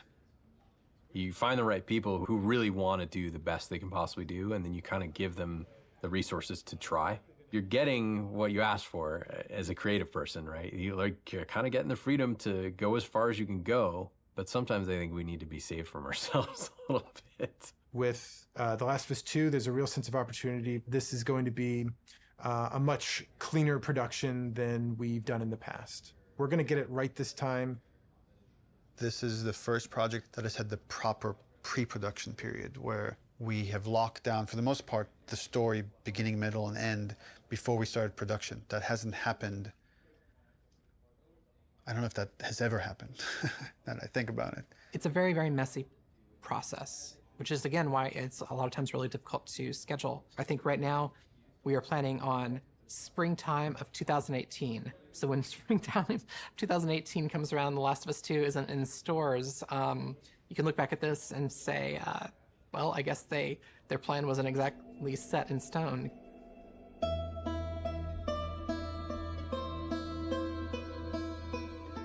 Historically, we've done very poorly at being efficient without the pressure of an external deadline. Every time we have some showing of our games, if it's going to be seen publicly, it's got to be one of the best looking playing things in the industry. For example, the first trailer was coming online, and that forced us to define the look of our game, define the location of where the game takes place, define Ellie's look and her age and her hair and her outfit. We're forced to make those choices. We can't just keep iterating because there's a deadline. We want to try and schedule the game using these milestones as soon as possible. Which means we got to keep the marketing rolling, which means next E3, 6 months away, we need to look at a gameplay demo. E3, it's always been the biggest and most extravagant showing of the game industry. There's something special about the energy of E3. We need to figure out what the gameplay is, because right now it's just we've got a bunch of like cool prototypes and stuff like that, so it's scary, but we work well under pressure. We're hoping to be really aggressive and show at E3 2017 just to really kick the project into gear as fast as humanly possible. We want to break it up into a roughly 2-minute cinematic, a flashback sequence that will set kind of emotional context for what will then go into a 5-minute gameplay sequence. We want to do this festival within Jackson. Like there'll be like a live band and we're just seeing people lively having fun. And for the crowd, are you thinking 30 plus people? Frank says we could do a 30 variation. I think we can make that work with 30. Yeah. Dina pulls Ellie onto the dance floor. Ellie's dancing with her, is making all these guys jealous, and then Dina says, you want to make them really jealous? And she leans over and kisses her. And on that, we do a hard cut to Ellie in the middle of the woods. So the idea is we shouldn't see any buildings, just woods, water, ankle-deep water rushing underneath her. What about rain? Are we still doing rain? I haven't discussed it with the other guys, but... That demo that we show externally for the very first time is setting the bar for the rest of development. But the problem is we're also working on Uncharted 4 Lost Legacy. So E3 is June 13th, which means probably we want to be done, what, like 2 weeks before that, which is 4.5 months from now. With Lost Legacy shipping at around the same time of E3, there are shared resources between the two projects. Especially sound and particle effects, so they were all on Uncharted. When it comes to the polish phase, both we're polishing this and that at the same, and SPDLC at the same time. I don't think there's any specific item that needs to be worked on, but I think there's going to be programmer time doing both those things. And there are going to be times when it's like this needs polishing in E3 and this needs polishing in SPDLC, and like we're going to have to compromise at times maybe. We kind of just didn't have it at the forefront of our minds that, yeah, they're freaking shipping a video game. It's literally the hardest part of making the game is shipping it. And we were trying to ship a demo, the second hardest thing you can do, at the same time and sharing a lot of their resources. So one thing would be helpful is to find out what are the items that you feel like you're most worried about. Like let's say rain. We could do this thing without rain. So if that helps you a ton, we can make the decision now to remove rain. It would definitely help. How about wet hair? Well, if she's going to swimming, then you can't really get around that, right? How about no swimming? Puts on a cap. I got like a really clear energy of the meeting, which was how do we shrink it? It was such an impossible task. You can't help but start feeling some doubt, some anxiety about the leadership, not understanding the logic of it. You know, I think like anybody else here, I was definitely ready to roll up my sleeves and figure it out. Alright guys, we're gonna try to keep this pretty short. I guess.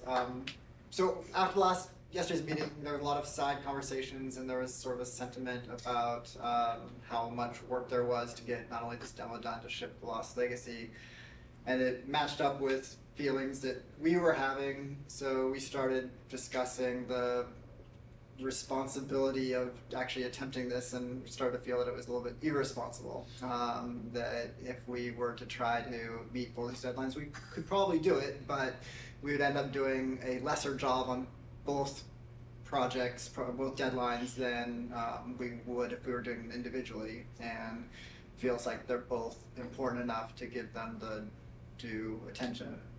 So the conclusion that definitely is there is that the demo that was discussed yesterday will not be presented at E3. Yeah.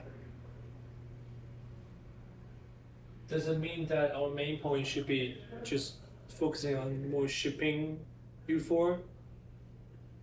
The Lost Legacy? Yeah.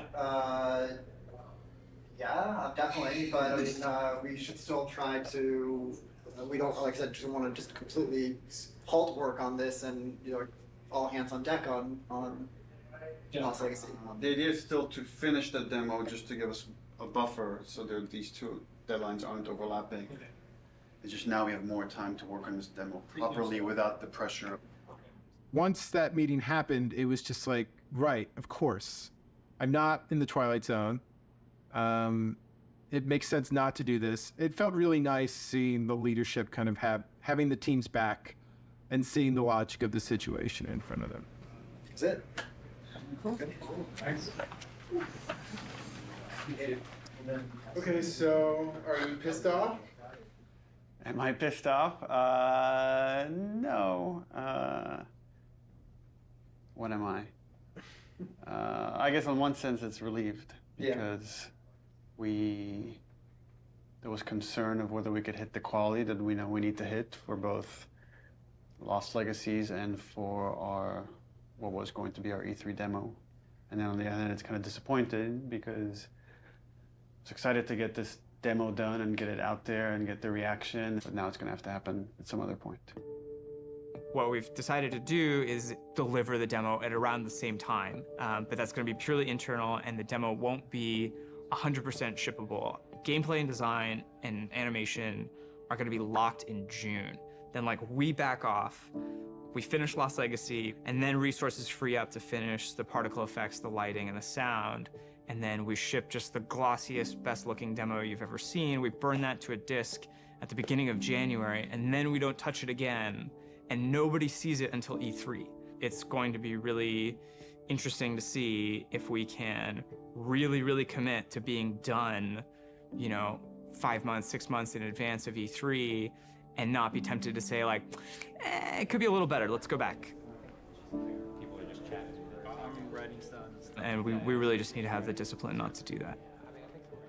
But that then left us as okay, what's our next marketing beat? What are we going to show next from this game? So now we have a new plan where we're going to release a cinematic around PSX time. I think we're going to do it at the Paris Game Show. This seemed like a pretty intriguing scene to introduce Abby. That whole scene is going to be our next marketing beat. And then we're not going to say much about it, about how this fits into the game, where it fits into the game.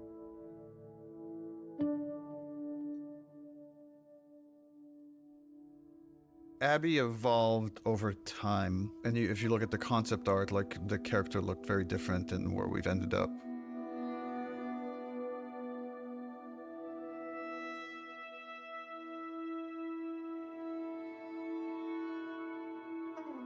I don't remember at what point we decided to go with someone really kind of muscular and broad. But I remember once the idea came up, it felt very fresh.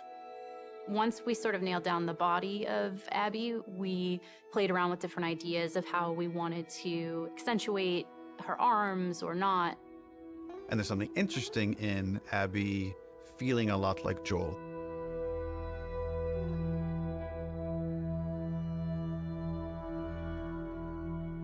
So when I got cast, Neil was like joking around, and he's like, "You should probably beef up in order to play her." And I'm like, "Ha ha, yeah, it's mocap, whatever." And he goes, "No, really, you should probably beef up to play her." And I was like, "Oh, yeah, you're right. I should totally start deadlifting as much as possible."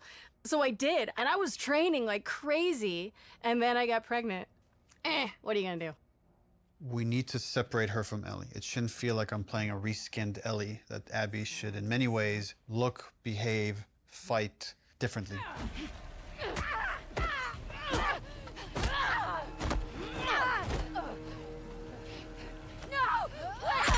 So in gameplay, we've discussed, well, she needs to have different upgrade trees. It means we have to make the investment of capturing a whole different moveset for Abby. We can't just remap Ellie's animation onto Abby. Holy fuck. Abby has a fear of height, and there's stuff we're doing with the camera to make you feel vertigo. And that helps build empathy. It makes this character real. We let you both live, and you wasted it. She's aesthetically a very intriguing and iconic and powerful character. Abby, who are these kids? They saved my life. Can you take a look at her? Once she's killed Joel, what is Abby's motivation? What is she trying to achieve? Her redemption is really taking care of Yara and Lev, these two kids that are from a warring faction. You know, she has been taught to hate them. There is an inherent xenophobic reaction to them. It's about saying, can you come to love your enemy? Scars built all this? Seraphites. Yeah, I was gonna say that. These are kids that grew up in a very different context as Ellie, and, you know, how they live their lives and experience the world is totally different. Got your present. I'm getting really attached to Lev. He's been able to keep his head up despite losing so much himself in a world that is so harsh. We're taking too long. Can't move any faster. I won't do your sister any good if we're both dead. I really like his dynamic with Abby. Her having this, like, fucking brassy little sidekick who calls her on her shit in a way that nobody else can. What's going on between you and your friend Owen? Oh my God, Lev, now? It seemed really awkward. Just go! Who understands the sort of sense of being orphaned in the way that a lot of people can't. How long have you two been on the run for? 2 days. What the hell did you do? I shaved my head.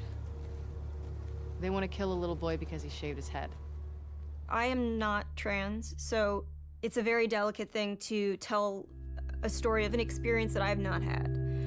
And that's something that we want to take seriously. Did you hear what they called me? Yeah. Do you want to ask me about it? Do you want me to ask you about it? No. Okay. It's really about trying to create a multifaceted character who is trans, and that is absolutely an important part of who he is, but also a part of who he is, not the whole of who he is.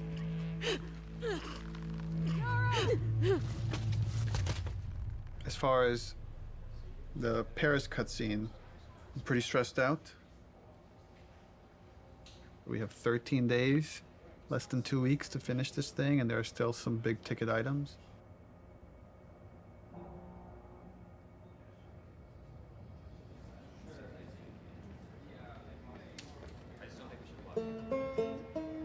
Lost Legacy turned out to be a much bigger project than we originally envisioned, but now that it's done, everyone is now on board. We've got the Greenlight demo done. She's putting on quite the show. It's very real. We're in full production now, so I guess that's the short of it, is we're in full production now.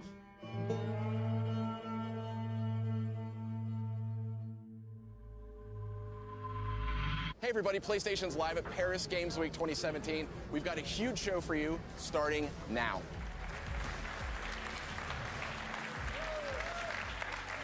Wow, what a great way to open Paris Games Week. let's have the first in-depth look at a much anticipated and exclusive title. Last of Us 2. Last of Us 2. Please, please. Please be Last of Us 2. Our fans, they want to know every last thing about what's going to be in this game. Is this The Last of Us? Neil has taken the way, he kind of creates an arc or like this sense of drama, this kind of sense of mystery or like dramatic tension, and crazily has brought it to marketing. I view marketing as part of the game. It's very calculated what we put out there and how we want you to connect different marketing assets. When we first released the teaser trailer, too many people right off the bat said Joel is dead. The blown out light really fucked us in a way I don't think any of us saw coming. We actually underestimated our audience a little bit. They're so sophisticated now, so you have to get more sophisticated, like how am I still gonna surprise players and viewers? You start on characters you've never seen before in a world that like could be The Last of Us, could be anything. That creates like a really, really cool sense of tension. At no point are we gonna market that you play as this other character. What is this? Yo, that looks good though. I was so excited about working on it and I couldn't say anything. It was so rough. Oh, is she gonna cut a baby out of her belly? And then Uncharted 4, you find a comic book that shows Ellie's mom pregnant. So people already had theories that Last of Us Part 2 was gonna have Ellie's mom. Oh, if we just kind of black out the letters, she has the same number of letters as Anna, Ellie's mom's name, we'll get people to think this is Ellie's mom. Oh my God. Girl's got a good... That hammer's from the Outbreak poster. So we had that poster with the forearm of a character you've never seen before, with this like kind of wolf's head in the background. What does that mean? Kind of like prompting this mystery. You want people to feel like they figured everything out and then have the story surprise them. Man, if this is The Last of Us 2, bro, I'm gonna go crazy. Oh my God. Last of Us 2? Yes! Yes! Yes, bitch! Yes! I fucking knew it! Everything that we put out there is shaping expectation. And then the final game, hopefully, if we do our job right, should subvert those expectations in an interesting way.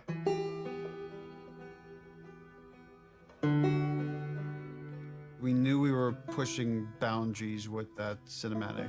We are making a violent game. We're not going to shy away from how violent it is. It is part of what we're trying to say. And I thought it was a great discussion initially about what is the appropriate level of violence. When is something so violent that it just turns you off where you just don't want to experience it at all? I liked that they were wrestling with those things.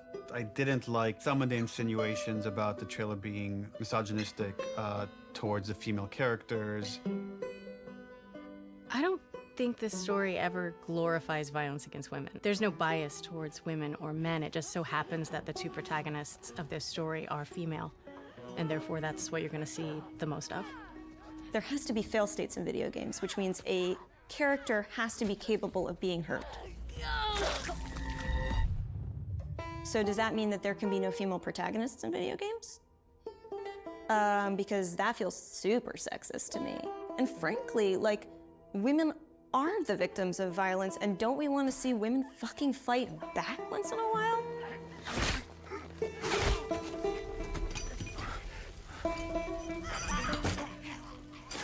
That character, her hand getting hurt, it has consequences for hours of gameplay to come. One article even like asked the question, were any women involved in the making of this? And it's like, yeah, the co-writer, the lead character designer, the lead character artist, all the actresses that worked on that scene. I am so fucking... Here's what I hate about that article. I'm sorry. Do a modicum of fucking research, just a modicum of research, just like a little bit before you put something out there to suggest that no woman could have worked on this because of the level of violence, because there was violence against women, because it is a video game. is so fucking sexist. I like watching graphic violence. Does that make me less female? Like, I like having a conversation about what power is. Does that make me less fucking female? I like working at a video game. I like playing video games. Does that make me less fucking female? Like, suck a dick. Don't put that in. I can't. I can't. Neil's gonna say put it in, but don't. I also don't represent all women, but I represent, like, I can represent this and say, I fucking wrote this. I wrote this. Like, I literally wrote the sentence, and then Yara eviscerates eviscerates his esophagus from his throat. I wrote that sentence. That is in the script, and I fucking stand by it. I'm afraid of being turned into a token rather than the truth, which is like, we're being thoughtful about the female narrative. These characters are more than just their vaginas. If you want to have a serious debate about feminism in video games and female depiction of violence, and you need to not see it as a binary conversation. It is an incredibly nuanced conversation. You cannot make blatant statements, and you cannot make presumptions. Fucking do your homework.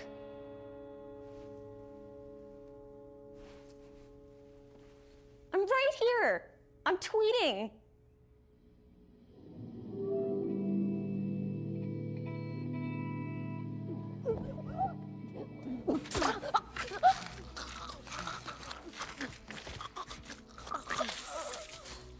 The tone of the violence in the game has always been important to portray as realistically as possible.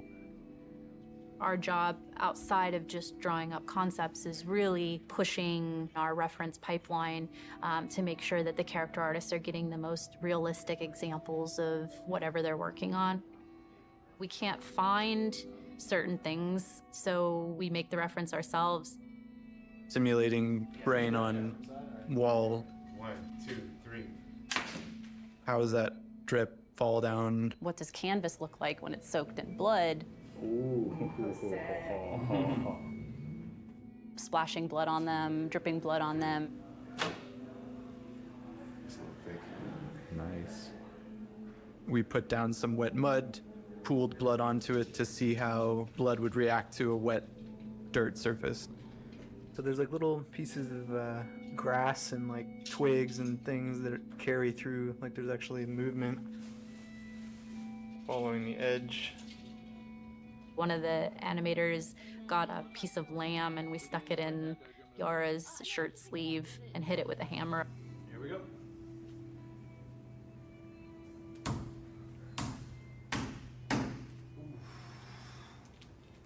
Yeah, we have a break.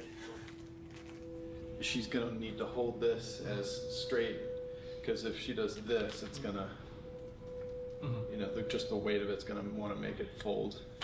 So trying to keep it as straight as possible. This past week's shoot was specific for the infected eating people's jugulars, and there was a concept that was done with like blood running down the mouth, but it's like, would that happen? Like, let's find out. I got on the ground and pretended to eat away at like a bloody soaked rag that we made.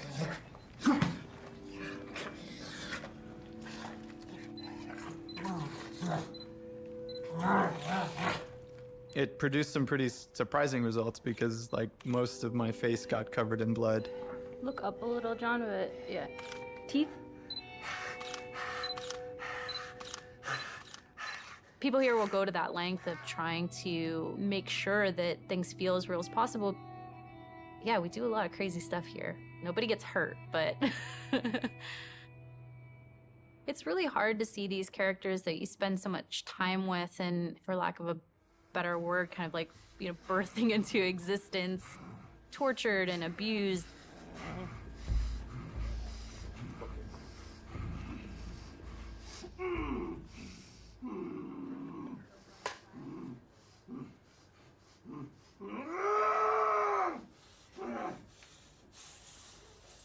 We're shooting the Joel death scene, which is like the catalyst, the opening of the game.